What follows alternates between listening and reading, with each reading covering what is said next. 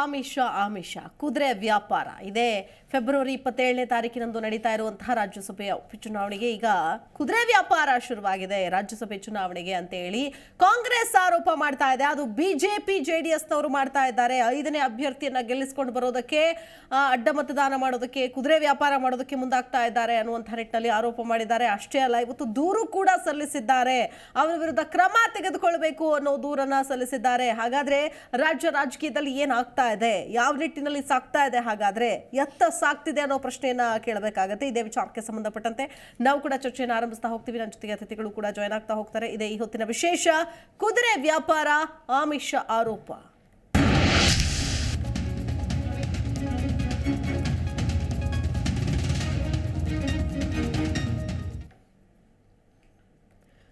ಕುದುರೆ ವ್ಯಾಪಾರದ ಆರೋಪವನ್ನ ಮಾಡ್ತಾ ಇದ್ದಾರೆ ಶಾಸಕ ಗಣಿಗ ರವಿಕುಮಾರ್. ಈ ಹಿಂದೆ ಕೂಡ ಇದೇ ರೀತಿಯಾದಂತಹ ಆರೋಪವನ್ನ ಮಾಡಿದ್ರು ಶಾಸಕರು. ರಾಜ್ಯಸಭಾ ಚುನಾವಣೆಗೂ ಶುರುವಾಯಿತು ಕುದುರೆ ವ್ಯಾಪಾರ. ಬಿಜೆಪಿ ಜೆಡಿಎಸ್ ವಿರುದ್ಧ ಕುದುರೆ ವ್ಯಾಪಾರದ ಆರೋಪ ಕೇಳಿ ಬರ್ತಾ ಇದೆ. 5ನೇ ಅಭ್ಯರ್ಥಿಗೆ ಮತ ಹಾಕುವಂತೆ ಮಾಡ್ತಾ ಇದ್ದಾರೆ ಬ್ಲಾಕ್ ಮೇಲ್. ಕಾಂಗ್ರೆಸ್ ನಾಯಕರು ಪೊಲೀಸ್ ಆಯುಕ್ತರಿಗೆ ದೂರನ್ನು ಕೂಡ ಕೊಟ್ಟಿದ್ದಾರೆ.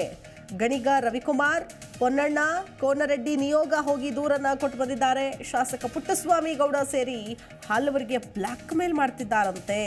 ಪಾರದರ್ಶಕ ಚುನಾವಣೆ ನಡೆಸಲು ಕ್ರಮ ಕೈಗೊಳ್ಳುವಂತೆ ಮನವಿ ಮಾಡಿಕೊಂಡಿದ್ದಾರೆ. ರಾಜ್ಯಸಭೆ ಚುನಾವಣೆಗೂ ಕುದುರೆ ವ್ಯಾಪಾರ ಬಂತ. ಹಾಗಾದ್ರೆ ಗೆಲುವಿಗಾಗಿ ಬಿಜೆಪಿ ಜೆಡಿಎಸ್ ಅಡ್ಡದಾರಿ ಹಿಡಿದ್ರ? ಕೈ ಸದಸ್ಯರಿಗೂ ಬರ್ತಿದೆಯಂತೆ ಫೋನ್ ಕರೆ. ಆಮಿಷದ ಬೆದರಿಕೆ ಒಡ್ತಾ ಇದ್ದಾರೆ ಅನ್ನೋ ದೂರು ಕೇಳಿ ಬರ್ತಾ ಇದೆ. ನೋಡಿ, ಲತಾ ಮಲ್ಲಿಕಾರ್ಜುನ್, ಪುಟ್ಟಸ್ವಾಮಿ ಗೌಡ ಹಾಗೂ ದರ್ಶನ್ ಪುಟ್ಟಣ್ಣಯ್ಯಗೆ ಆಮಿಷ ಒಡ್ತಾ ಇದ್ದಾರಂತೆ. ದುಡ್ಡು ಕೊಡೋದಾಗಿ ಆಮಿಷ ಹಾಗೂ ಬೆದರಿಕೆ ಒಡ್ತಾ ಇದ್ದಾರೆ ಅನ್ನೋ ಆರೋಪ ಇದೀಗ ಕೇಳಿ ಬರ್ತಾ ಇದೆ. ನಿಜಾನ ಹಾಗಾದ್ರೆ? ರಾಜ್ಯಸಭೆಯನ್ನು ಕೂಡ ಬಿಡ್ತಾ ಇಲ್ವಾ ನಮ್ಮ ಕಾಂಗ್ರೆಸ್ನ ನಾಯಕರು ಅಥವಾ ರಾಜಕೀಯ ನಾಯಕರು, ಪಕ್ಷಗಳು, ಕಾಂಗ್ರೆಸ್ ಆಗಿರ್ಬೋದು, ಜೆಡಿಎಸ್ ಆಗಿರ್ಬೋದು, ಬಿಜೆಪಿಯವರು. ಸೊ ಬಿಜೆಪಿ ಮತ್ತು ಜೆಡಿಎಸ್ ನಾಯಕರು ಸೇರಿ ಈ ರೀತಿಯಾಗಿ ಆಮಿಷ ಒಡ್ತಾ ಇದ್ದಾರೆ ಅಂತ ಕಾಂಗ್ರೆಸ್ನವರು ಆರೋಪವನ್ನ ಮಾಡ್ತಾ ಇದ್ದಾರೆ. ಇದೇ ವಿಚಾರಕ್ಕೆ ಸಂಬಂಧಪಟ್ಟಂತೆ ನಾವು ಕೂಡ ಚರ್ಚೆಯನ್ನು ಆರಂಭಿಸ್ತಾ ಹೋಗ್ತೀವಿ. ನನ್ನ ಜೊತೆಗೆ ಅತಿಥಿಗಳಿದ್ದಾರೆ. ಅದಕ್ಕಿಂತ ಮುಂಚೆ ಗಣಿಗ ರವಿಕುಮಾರ್ ಮಾತನಾಡಿದ್ದಾರೆ. ಏನು ಆರೋಪ ಮಾಡಿದ್ದಾರೆ ಕೇಳ್ಕೊಂಡು ಬರೋಣ. ಅದಕ್ಕೆ ಸಂಖ್ಯಾಬಲ ಇಲ್ಲದೆ ಹೋದ್ರು ಕೂಡ ಅವರು ನಿಲ್ಲಿಸಿ, ಇದು ಪ್ರಜಾಪ್ರಭುತ್ವ, ಅದಕ್ಕೆ ಯಾಕೆ ನಿಲ್ಲಿಸಿದ್ರು ಅಂತ ನಾವು ಹೇಳೋಕ್ಕಾಗಲ್ಲ. ಆದರೆ ನಮ್ಮ ಕಾಂಗ್ರೆಸ್ ಪಕ್ಷದ ಸಹ ಸದಸ್ಯರಾಗಿರುವ MLAಗಳಿಗೆ ಕುಪೇಂದ್ರ ರೆಡ್ಡಿ ಅಭ್ಯರ್ಥಿಯ ಕಡೆಯವರು ಫೋನ್ಗಳು ಮಾಡಿ ನಮ್ಗೆ ಓಟ್ ಹಾಕಲೇಬೇಕು, ನಿಮ್ಗೆ ಇಷ್ಟು ದುಡ್ಡು ಕೊಡ್ತೀವಿ, ಅಷ್ಟು ದುಡ್ಡು ಕೊಡ್ತೀವಿ, ಹಾಕಲಿಲ್ಲ ಅಂದರೆ ಮುಂದೆ ನಿಮಗೆ ಪರಿಸ್ಥಿತಿ ನೆಟ್ಗಿರಲ್ಲ, ಈ ರೀತಿಯ ಬೆದರಿಕೆಗಳು, ಆಮಿಷಗಳನ್ನು ಹಾಕಿದ್ದಾರೆ. ಅದನ್ನು ಕಂಪ್ಲೇಂಟ್ನಲ್ಲಿ ಪೂರ್ತಿ ಕೊಟ್ಟಿದ್ದೀವಿ. ನಮ್ಮ ಕಾಂಗ್ರೆಸ್ ಸಹ ಸದಸ್ಯರಿಗೆ ಸರ್ಕಾರ ರಕ್ಷಣೆ ಕೊಡಬೇಕು ಮತ್ತು ಇದ್ರ ಹಿಂದೆ ಯಾರಿದ್ದಾರೆ ಅನ್ನೋದನ್ನು ತನಿಖೆ ಮಾಡಿ ನ್ಯಾಯ ಕೊಡಿಸ್ಬೇಕು ಅನ್ನೋದು ನಮ್ಮ ಅವಾಲು. ಯಾರಂತೆ ಸರ್ ಬೆದರಿಕೆ ಆಗ್ತದೆ? ತನಿಖೆಯಲ್ಲೆಲ್ಲ ಹೇಳ್ತೀವಿ. ಒಬ್ಬ ಹೋಟೆಲ್ ಮಾಲೀಕ, ಇನ್ನೊಬ್ಬರು ಡಾಕ್ಟ್ರು, ಇನ್ನೊಬ್ಬರು ಮಾಜಿ ಶಾಸಕರು, ಇವರು 3 ಜನ, ಮತ್ತು ಇನ್ನೊಬ್ಬರು ಮಾಜಿ ಸಚಿವರೊಬ್ಬರು ಕೂಡ ಇದ್ದಾರೆ. ಇವ್ರುಗಳು ನಮ್ಮ ಕ್ಯಾಂಡಿಡೇಟ್ಗಳನ್ನು, ನಮ್ಮ ಸಹ ಸದಸ್ಯರುಗಳನ್ನು, ಕಾಂಗ್ರೆಸ್ ಪಕ್ಷದ ಜೊತೆ ಗುರುತಿಸ್ಕೊಂಡಿರೋರನ್ನ ಫೋನ್ ಮಾಡೋದು, ದುಡ್ಡು ಕೊಡ್ತೀವಿ ಅಂತ ಹೇಳೋದು, ನಿಮ್ಮ ಪರಿಸ್ಥಿತಿ ಚೆನ್ನಾಗಿರಲ್ಲ, ಮುಂದೆ ನೋಡಿ ಹಾಕಲಿಲ್ಲ ಓಟು ಅನ್ನೋದು, ಈ ರೀತಿಯ ಬೆದರಿಕೆಗಳನ್ನು ಪ್ರಜಾಪ್ರಭುತ್ವದಲ್ಲಿ ಮಾಡೋದು ಅಕ್ಷಮ ಅಪರಾಧ. ಟ್ರಾನ್ಸ್ಪರೆನ್ಸಿಯಾಗಿ ಎಲೆಕ್ಷನ್ ನಡಿಬೇಕು. ಕುದುರೆ ವ್ಯಾಪಾರಕ್ಕೆ ಕರ್ನಾಟಕದ ಜನ ಯಾವತ್ತೂ ಕೂಡ ಬೆಲೆ ಕೊಟ್ಟಿಲ್ಲ. ನಮ್ಮ ಶಾಸಕರು ಗಟ್ಟಿಯಾಗಿದ್ದಾರೆ. 136 + 3 ಜನ, 139 ಜನನೂ ಕೂಡ ಸಿದ್ದರಾಮಯ್ಯನವರು, DK ಶಿವಕುಮಾರ್ ಅವರ ನಾಯಕತ್ವದಲ್ಲಿ ಭಾಳ ಸ್ಟ್ರಾಂಗ್ ಆಗಿದ್ದಾರೆ. ನಮ್ಮ 3 ಅಭ್ಯರ್ಥಿಗಳು ಗೆಲ್ಲೋದು ಗ್ಯಾರಂಟಿ. ಆದರೆ ವಿರೋಧ ಪಕ್ಷಗಳು ತಾವು ಸೋಲ್ತೀವಿ ಅನ್ನೋ ಹತಾಶೆಯಿಂದ ಕುದುರೆ ವ್ಯಾಪಾರವನ್ನು ಸ್ಟಾರ್ಟ್ ಮಾಡಿದ್ದಾರೆ. ಇದನ್ನು ನಾವು ಖಂಡಿಸ್ತೀವಿ. ನಮ್ಮ ಶಾಸಕರಿಗೆ ಸರ್ಕಾರ ಸೂಕ್ತ ರಕ್ಷಣೆ ಕೊಡಬೇಕು ಮತ್ತು ಇದನ್ನು ತನಿಖೆ ಮಾಡಬೇಕು. ನಿಮ್ಮಲ್ಲಿ ಯಾವ ಶಾಸಕರಿಗೆ ಆ ಥರ ಥ್ರೆಟ್ ಕಾಲ್ ಆಗಿರ್ಬೋದು ಅಥವಾ ಆಮಿಷಗಳು ಬರುವಂಥದ್ದು? ಲತಾ ಮಲ್ಲಿಕಾರ್ಜುನ್, ಪುಟ್ಟಸ್ವಾಮಿ ಗೌಡರು ಮತ್ತು ದರ್ಶನ್ ಪುಟ್ಟಣ್ಣಯ್ಯ ಇವರುಗಳಿಗೆ ನಿರಂತರವಾಗಿ ಕಾಲ್ ಮಾಡ್ತಾ ಇದ್ದಾರೆ. ದುಡ್ಡು ಕೊಡ್ತೀವಿ ಅಂತ ಹೇಳಿ ಆಮಿಷನ್ನು ತೋರ್ತಾ ಇದ್ದಾರೆ.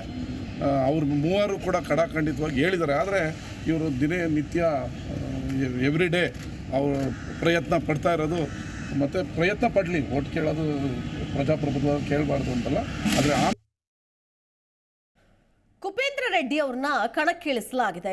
ಅವರನ್ನು ಗೆಲ್ಲಿಸ್ಕೊಂಡು ಬರ್ತೀವಿ ಅನ್ನೋ ಆಶ್ವಾಸನೆಯನ್ನ ವ್ಯಕ್ತಪಡಿಸ್ತಾ ಇದ್ದಾರೆ. ಅಂದ್ರೆ ಹೆಚ್ಚಿನ ಮತಗಳನ್ನ ಅವರಿಗೆ ಹಾಕ್ತಾರೆ ಅಂತ. ಆದ್ರೆ ಇಲ್ಲಿ ಕುದುರೆ ವ್ಯಾಪಾರ ಅನ್ನೋ ಲೆಕ್ಕಾಚಾರಗಳು ಈ ಹಿಂದೆ ಗೊತ್ತಾಗ್ಲಿಲ್ಲ. ಇದು ನಿಜಾನ? ಹಾಗಾದ್ರೆ ಏನು, ಯಾವ ರೀತಿಯಾಗಿ ನಡೀತಾ ಇದೆ? ಇದೇ ವಿಚಾರಕ್ಕೆ ಸಂಬಂಧಪಟ್ಟಂತೆ ಮತ್ತಷ್ಟು ನಾವು ಚರ್ಚೆಯನ್ನು ಆರಂಭಿಸ್ತಾ ಹೋಗ್ತೀವಿ. ಏನೆಲ್ಲ ಇನ್ಸೈಡ್ಸ್ ಇದೆ, ಇದು ನಿಜಾನ? ಹಾಗಾದ್ರೆ ರಾಜಕೀಯ ನಾಯಕರು ಏನು ಹೇಳ್ತಾರೆ? ಸೊ ಚರ್ಚೆಗಳಾಗಬೇಕಾಗತ್ತೆ ಇಂತಹ ವಿಚಾರಕ್ಕೆ ಸಂಬಂಧಪಟ್ಟಂತೆ.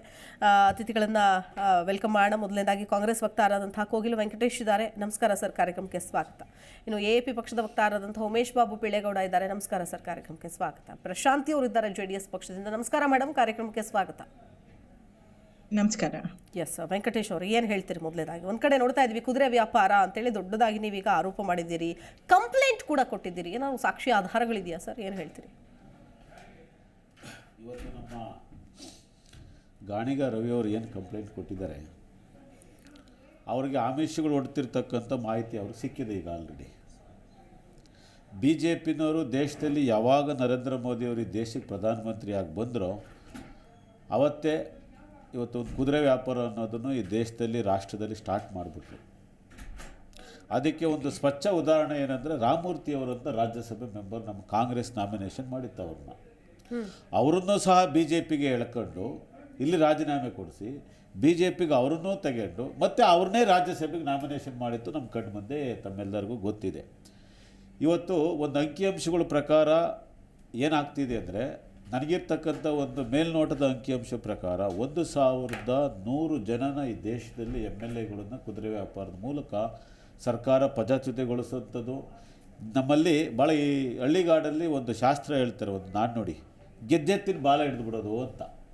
ಯಾರೋ ನಾವು ಕಾಂಗ್ರೆಸ್ನವ್ರನ್ನ ತಮ್ಮ ಅಜೆಂಡಗಳು ನಮ್ಮ ಒಂದು ಕಾಂಗ್ರೆಸ್ಸಿನ ಸಿದ್ಧಾಂತದಲ್ಲಿ ಕೆಲಸ ಮಾಡ್ಕೊಂಬಂದಿರ್ತಾರೆ, ಸಾಮಾಜಿಕ ಚಳುವಳಿನಲ್ಲಿರ್ತಾರೆ, ಹೋರಾಟಗಳು ಇರ್ತಾರೆ, ಅವರಿಗೆ ಜನಸೇವೆ ಮಾಡ್ತಕ್ಕಂಥ MLAಗಳನ್ನು ನಾವು ಗೆಲ್ಲಿಸಿ ಅಸೆಂಬ್ಲಿಗೆ ತಯಾರು ಮಾಡಿ ಕಳಿಸ್ಕೊಟ್ರೆ ಗೆದ್ದಂಥವ್ರನ್ನ ಪರ್ಚೇಸ್ ಮಾಡೋದೇ BJP ಸರ್ಕಾರದ ಒಂದು ಪಿಡುಗು ಅವರಿಗೆ.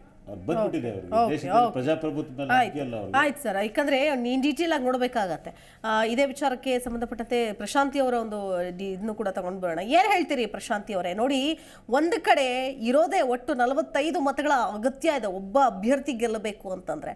ಆದರೆ BJP ಮತ್ತೆ JDS, BJPಯಲ್ಲಿ 66, JDS ಅಲ್ಲಿ 19, ಒಂದು ಜನಾರ್ದನ್ ರೆಡ್ಡಿ ಅವರ ಮತ ಸೇರಿದ್ರೆ 86 ಮತಗಳು ಅಷ್ಟೇ ಆಗುತ್ತೆ. ಸೊ BJP JDS ಮೈತ್ರಿ ಅಭ್ಯರ್ಥಿ ಗೆಲ್ಲಬೇಕು ಅಂದ್ರೆ 4 ಮತಗಳು ಕಡಿಮೆ ಆಗುತ್ತೆ. ಈ 4 ಮತಗಳನ್ನು ಎಲ್ಲಿಂದ ತರ್ತೀರಿ? ಯಾವ ಕಾನ್ಫಿಡೆನ್ಸ್ ಇಂದ ನೀವು ಹಾಗಾದ್ರೆ ಅಭ್ಯರ್ಥಿಯನ್ನ ಹಾಕಿದ್ರಿ? ಇದಕ್ಕೇನು ಹೇಳ್ತೀರಿ ಪ್ರಶಾಂತಿ ಅವರು? ಮೇಡಮ್ ನೋಡಿ, ಕಾಂಗ್ರೆಸ್ ಅವರು ಮೊದಲಿಂದನೂ ಈ ಸುಳ್ಳು ಹೇಳೋದ್ರಲ್ಲಿ, ಈ ಸುಳ್ಳು ಸೃಷ್ಟಿ ಮಾಡೋದ್ರಲ್ಲಿ ನಿಸ್ಸೀಮರು. ಅದು ನಮ್ಮೆಲ್ಲರಿಗೂ ಗೊತ್ತಿರೋಂಥದ್ದೇ.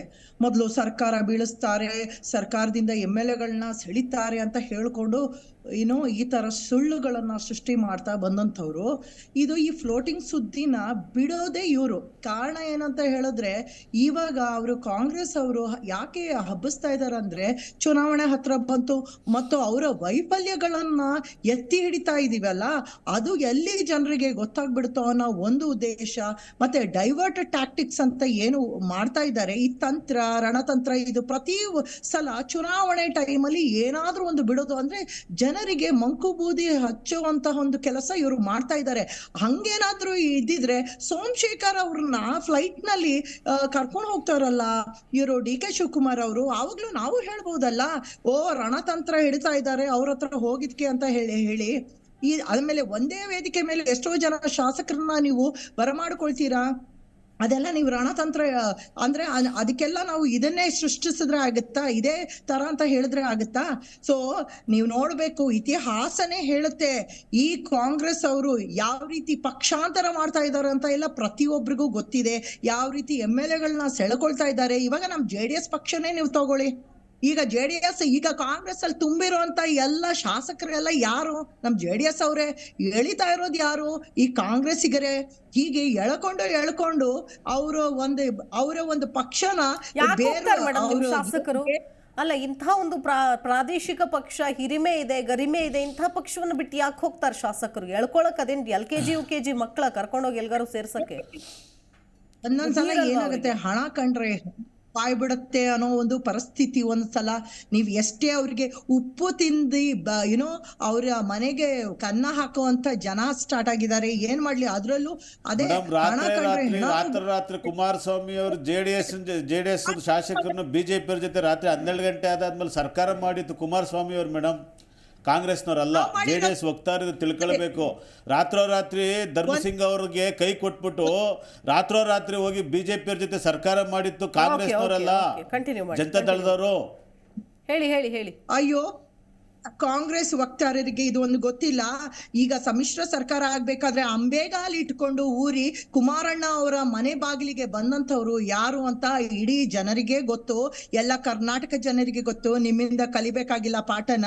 ನೋಡಿ, ಯಾರು ನಾವು ಎದ್ದೆತ್ತಿಲ ಬಾಲ ಅಂತ ಹೇಳ್ತೀರಲ್ಲ, ಇದನ್ನ ನಮ್ಗೆ ಹೇಳ್ಬೇಡಿ, ನೀವಾಗಿ ಬರೋದು ಎತ್ತಿ ಹಿಡಿಯೋದು. ಇವಾಗ ಲಾಸ್ಟ್ ಟೈಮ್ ಕಾಂಗ್ರೆಸ್ ಅವರು ಸಮ್ಮಿಶ್ರ ಮಾಡ್ಕೊಳ್ಬೇಕಾದ್ರೆ ಯಾಕೆ ಕುಮಾರಣ್ಣ ಅವರ ಬಾಗಿಲಿಗೆ ಹೋಗಿ ಭಿಕ್ಷೆ ಬೇಡಿದ್ರಿ?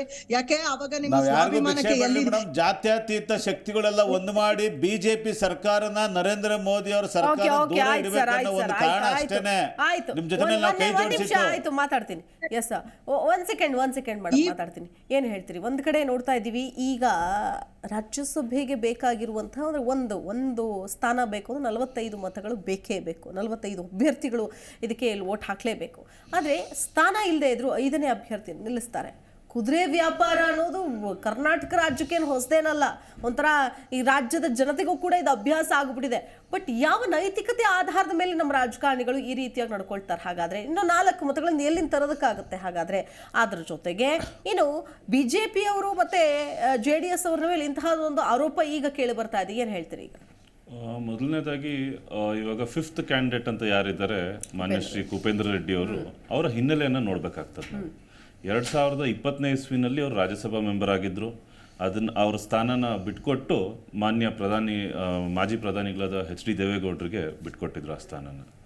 ತಿರ್ಗಾ 2022ರಲ್ಲಿ ಇನ್ನೊಂದು ಸತಿ ಕಂಟೆಸ್ಟ್ ಮಾಡಿದರು. ಆಗ ಕಾಂಗ್ರೆಸ್ನವರಿಂದ ಅವರು ಸೋಲು ಅನುಭವಿಸ್ಬಿಟ್ಟು ಹೋದರು. ಈಗ ಅವರು he is worth more than 870 crores, one of the richest politician ಇನ್ ಕರ್ನಾಟಕ. ಈ ಎಲ್ಲ ಬ್ಯಾಕ್ಗ್ರೌಂಡ್ ಇಟ್ಕೊಂಡು ಅವರು 5th ಕ್ಯಾಂಡಿಡೇಟ್ ಆಗಿ ಬಂದಿದ್ದಾರೆ ಅಂತ ಹೇಳಿದ್ರೆ ಅಲ್ಲಿ ಏನೋ ಇದೆ ಅಂತಲೇ ಅರ್ಥ. ಜೊತೆಗೆ ಈಗ ಕಾಂಗ್ರೆಸ್ನ MLA ಅವರು ಗಾಣಿಗ ರವಿಯವರು ಒಂದು ಕೆಲವು ತಿಂಗಳ ಮುಂಚೆ ಮಂತ್ರಿಮಂಡಲ ವಿಸ್ತರಣೆ ಟೈಮಲ್ಲೂ ಹೇಳಿದರು, ಹಲವಾರು BJPನವರು ನಮಗೆ ಆಮಿಷ ಹೊಡ್ತಾ ಇದ್ದಾರೆ, ಹಣದ ಆಮಿಷ ಹೊಡ್ತಾ ಇದ್ದಾರೆ, ಮಿನಿಸ್ಟ್ರಿ ಕೊಡ್ತೀವಿ, ಸರ್ಕಾರ ಉರುಳಿಸಿ ಅಂತ. ಸೊ ಈ ಪ್ರತಿ ಸತಿ ಯಾಕೆ ಗಾಣಿಗ ರವಿಯವರು ಏನಾದರೂ ಬ್ರಿಡ್ಜ್ ಆಗಿದ್ದಾರಾ ಕಾಂಗ್ರೆಸ್ಸು ಮತ್ತು BJP ಮಧ್ಯ? ಸೊ ಪ್ರತಿ ಸತಿ ಇವ್ರಿಗೆ ಇನ್ಫಾರ್ಮೇಷನ್ ಹೋಗುತ್ತೆ, ಇವರೇ ಏನಾದರೂ ಮಧ್ಯ ನಿಂತ್ಕೊಂಡು ಮಧ್ಯಸ್ಥಿಕೆ ವಹಿಸ್ತಾ ಇದ್ದಾರಾ ಅನ್ನೋದನ್ನು ಕೂಡ ನಾವು ನೋಡಬೇಕಾಗತ್ತೆ. ಆದರೆ ಇವಾಗ ನಾವು ಕರ್ನಾಟಕದ ಜನ ಏನಿದ್ದೀವಿ, ಒಂದು ಪಂಜಾಬ್ನ ಚಂಡೀಗಢಲ್ಲಿ ಈಗ ತಾನೇ ಒಂದು ಮೇಯರ್ ಎಲೆಕ್ಷನ್ ನಡೀತು. ಸುಪ್ರೀಂ ಕೋರ್ಟು ಈಗ ಒಂದು ಮುಕ್ಕಾಲು ಗಂಟೆ ಮುಂಚೆ ಆಮ್ ಆದ್ಮಿ ಪಾರ್ಟಿ ಮತ್ತು ಕಾಂಗ್ರೆಸ್ನ ಸಮ್ಮಿಶ್ರ ಸರ್ಕಾರದ ಮೇಯರನ್ನು ಅಪ್ಹೆಲ್ಡ್ ಮಾಡ್ತು. ಹೇಗೆ ಅಪ್ಹೆಲ್ಡ್ ಮಾಡ್ತು ಅಂತ ಹೇಳಿದ್ರೆ, ಬಹುಶಃ ನೀವೆಲ್ಲರೂ ನೋಡಿರ್ತೀರ, BJPನಲ್ಲಿದ್ದ ಒಬ್ಬ ಇವರು ಪ್ರಿಸೈಡಿಂಗ್ ಆಫೀಸರ್ ಡೆಮೋಕ್ರಸಿನ ಕಿಲ್ ಮಾಡ್ತಾರೆ, ಮರ್ಡರ್ ಮಾಡ್ತಾರೆ. ಹೇಗೆ? ಬ್ಯಾಲೆಟ್ ಪೇಪರ್ನಲ್ಲಿ ಬದಲಾವಣೆ ಮಾಡ್ತಾರೆ. 8 ವೋಟ್ಗಳನ್ನು ವಿಕೃತಗೊಳಿಸ್ಬಿಟ್ಟು ಅದನ್ನು ಇಟ್ಬಿಟ್ಟು BJPನವರೇ ಮೇಯರು ಅಂತ ಮಾಡಿದ್ರು. ಬಟ್ ಈಗೇನಾಯಿತು, supreme court has upheld the democracy. So ಈ ರೀತಿ ನೋಡಿದ್ರೆ ಈ BJPನವ್ರು ಏನಿದ್ದಾರೆ, ಕುದುರೆ ವ್ಯಾಪಾರ ಅಂತೂ ಅವ್ರಿಗೇನು ಹೊಸದು ಅಲ್ಲ, ಅವ್ರಿಗೇನದು ನಾಚಿಕೆ ಕೂಡ ಆಗಲ್ಲ. ಅವರು ಇರೋದೇ ಹಾಗೆ, ಪೊಲಿಟಿಕ್ಸ್ ಮಾಡಬೇಕು ಅಂತ ಹೇಳಿದ್ರೆ ಯಾವ ಮಟ್ಟಕ್ಕೆ ಬೇಕಾದರೂ ಹೋಗ್ತೀವಿ ಅಂತ ಹೇಳ್ಬಿಟ್ಟು ಮಾಡ್ತಾರೆ. ಎಸ್, ವೆಂಕಟೇಶ್ ಅವರು ಏನೋ ಅಂತಂದ್ರೆ, ಈಗ ಗಣಿಗ ರವಿಕುಮಾರ್ ಅವ್ರು ಏನೋ ಆರೋಪ ಮಾಡ್ತಿದ್ದಾರಲ್ಲ, ಇವ್ರಿಗೆ ಮಾತ್ರ ಪ್ರಾಥಮಿಕವಾಗಿ ಮಾಹಿತಿ ಹೆಂಗೋಗುತ್ತೆ? ಈಗ ಆಮಿಷ ಒಡ್ಡಿದಂಥವ್ರು ಅಥವಾ ಆಮಿಷ ಒಡ್ಡಿಸ್ಕೊಂಡಂಥವ್ರು ಯಾಕೆ ಮುಂದೆ ಬಂದು ಮಾತಾಡಲ್ಲ? ಇವರಷ್ಟೇ ಮಾತಾಡ್ತಾರಲ್ಲ ಯಾವಾಗ್ಲೂ, ಇವರಿಗೆ ಮಾಹಿತಿ ಬರುತ್ತಾ ಅಥವಾ ಹೆಂಗೆ? ಏನು ಕತೆ, ಏನು ಹೇಳ್ತೀರಿ ಮೇಡಮ್? ಒಂದು ಸಚಿವ ಸಂಪುಟ ರಚನೆ ಮಾಡುವಾಗ ತನಗೂ ಅವಕಾಶಗಳು ಬೇಕು ಅನ್ನೋದು ಸಹಜ. ಅದರ ಆಧಾರದ ಮೇಲೆ ಏನೋ ಒಂದು ಹೇಳಿರ್ಬೋದು. ಇಲ್ಲಿ ಗಣಿಗ ರವಿ ಅವರು ಸ್ಪಷ್ಟವಾಗಿ ಏನು ಹೇಳ್ತಿರೋದಂದರೆ, ಇವರು MP ಎಲೆಕ್ಷನ್ ಸ್ಟಾರ್ಟ್ ಆದ ತಕ್ಷಣವೇ JDSನವರು ಮತ್ತು BJP ಇಬ್ಬರೂ ಸೇರ್ಕೊಂಡು ಇವತ್ತು ಕುದುರೆ ವ್ಯಾಪಾರ ಮಾಡೋಕ್ಕೆ ಹೊರಟಿದ್ದಾರೆ ಅಂತ ಅಫಿಷಿಯಲಾಗಿ ಬಾಯಿ ಮಾತಲ್ಲಿ ಹೇಳ್ತಿಲ್ಲ ಅವರು. ಅಫಿಷಿಯಲಾಗಿ ಇವತ್ತು ನಗರ ಕಮಿಷನರ್ ಅವರಿಗೆ ಕಂಪ್ಲೇಂಟ್ ಕೊಟ್ಟಿದ್ದಾರೆ. ಇಲ್ಲಿ ನಮಗೆ ಆಗಬೇಕಾಗಿರೋದು ಏನಂದರೆ, ಈ ದೇಶದಲ್ಲಿ BJPನವರು ಇತ್ತೀಚೆಗೆ ನಮ್ಮ ಸ್ನೇಹಿತರು, ಜನತಾದಳ ಸ್ನೇಹಿತರು ಅವ್ರ ಜೊತೆ ಸೇರ್ಕೊಂಡ್ಬಿಟ್ಟಿದ್ದಾರೆ. BJPನವರು ಈ ದೇಶದಲ್ಲಿ ಎಲೆಕ್ಟ್ರಲ್ ರಾಜಕಾರಣದಲ್ಲಿ ಎಷ್ಟು ರಾಜ್ಯಗಳಲ್ಲಿ ನಾವು ಅವರು ಅಧಿಕಾರ ಹಿಡ್ದಿದ್ದಾರೆ. ಇವತ್ತು ಹಿಂದೆ ಒಂದು ನಮ್ಮ ಕಣ್ಣು ಮುಂದೆ ಪಿಕ್ಚರ್ ಇದೆ. ಸನ್ಮಾನ್ಯ ಅಹಮದ್ ಪಟೇಲ್, ದಿವಂಗತ ಅಹಮದ್ ಪಟೇಲ್ರವರ ಒಂದು MP ಎಲೆಕ್ಷನ್ನಲ್ಲಿ ಇಡೀ ಅಮಿತ್ ಶಾ ಅವರೇ ಮುಂದೆ ನಿಂತ್ಕೊಂಡು ಕ್ರಾಸ್ ವೋಟಿಂಗ್ ಮಾಡಲಿಕ್ಕೆ ಏನೇನು ಪ್ರಕರಣಗಳು ನಡೆದು ನಮ್ಮ ಕಣ್ಣು ಮುಂದೆ ಪಿಕ್ಚರ್ ಇದೆ. ಈ ನರೇಂದ್ರ ಮೋದಿ ಅವರು ಮತ್ತು ಅಮಿತ್ ಶಾ ಅವರು ಇವತ್ತಿನ ಹೋಲ್ಸೇಲ್ ಎಲ್ಲ BJP ಸರ್ಕಾರದ ಮಂತ್ರಿಗಳು ಯಾವ್ಯಾವುದು ನಿಜವಾಗ್ಲೂ ಯಾವ್ಯಾವ್ದು ರಾಜ್ಯದಲ್ಲಿ ಸ್ವಂತ ಬಲದಲ್ಲಿ ಅಧಿಕಾರ ಹಿಡಿದಿದ್ದಾರೆ, ಯಾರನ್ನು ಕುದುರೆ ವ್ಯಾಪಾರ ಮಾಡಿ ಎಷ್ಟು ರಾಜ್ಯದಲ್ಲಿ ಕುದುರೆ ವ್ಯಾಪಾರದ ಮೂಲಕ ರಾಜ್ಯದ ಚುಕ್ಕಾಣಿ ಮಾಧ್ಯಮಗಳ ಮುಂದೆನೂ ಇದೆ, ಸಾರ್ವಜನಿಕರ ಮುಂದೆನೂ ಇದೆ, ನಿಮ್ಮೆಲ್ಲರ ಮುಂದೆನೂ ಇದೆ. ಇವತ್ತು ಗುಜರಾತ್ ಮತ್ತು ಉತ್ತರ ಪ್ರದೇಶ ಎರಡೇ ರಾಜ್ಯ ಅವ್ರದ್ದು ಸ್ವಂತ ಬಲದಿಂದ ಅಧಿಕಾರ ಇಡ್ತಕ್ಕಂಥ ಸಾಮರ್ಥ್ಯ ಬೆಳೆಸ್ಕೊಂಡಿತ್ತು. ಆದರೆ ಅದರ ನಂತರ ಆದಂಥ ಬೆಳವಣಿಗೆಗಳು ನೋಡಿ, ಇವತ್ತು ಮೊನ್ನೆ ಈ ಕಾಂಗ್ರೆಸ್ಸು ಬೇರೆ ಬೇರೆ ಪ್ರಾದೇಶಿಕ ಪಕ್ಷಗಳಿಗಿದ್ದಾಗೆಲ್ಲ ಅವರೆಲ್ಲ ಭ್ರಷ್ಟರು ಕಳ್ಳರು ಎಲ್ಲರೂ ಆಗಿರ್ತಾರೆ. ಆದರೆ BJPನಲ್ಲಿ ಸೇರ್ಪಡೆ ಆದ ತಕ್ಷಣವೇ ಕ್ಲೀನ ಶ್ರೀಗಂಧ ಹಾಕಿ ಅವ್ರಿಗೆ ಸ್ವಚ್ಛ ಮಾಡಿ ಆಚೆ ಕಳಿಸ್ಬಿಡ್ತಾರೆ. ಓಕೆ ಆಯ್ತು ಮಾತಾಡ್ತೀನಿ. ನನ್ನ ಜೊತೆಗೆ BJP ಪಕ್ಷದ ವಕ್ತಾರರಾದಂಥ ರತನ್ ಪೂಜಾರಿ ಕೂಡ ಜಾಯ್ನ್ ಆಗ್ತಾ ಇದ್ದಾರೆ. ನಮಸ್ಕಾರ, ಕಾರ್ಯಕ್ರಮಕ್ಕೆ ಸ್ವಾಗತ. ನಿಮಗೆ ಗೊತ್ತಿದೆ ನಿಮ್ಮ ಸಂಖ್ಯಾಬಲ ಎಷ್ಟು ರಾಜ್ಯಸಭೆಗೆ, ನೀವು ಎಷ್ಟು ಕಂಟೆಸ್ಟ್ ಮಾಡ್ಬೋದು. ಸೊ ಅದಕ್ಕಿಂತಲೂ ಕೂಡ ಹೆಚ್ಚಿನದಾಗಿ ಒಂದು ಹೆಜ್ಜೆ ಮುಂದೆ ಹೋಗಿ 5ನೇ ಅಭ್ಯರ್ಥಿಯನ್ನು ಹಾಕಿದ್ದೀರಿ.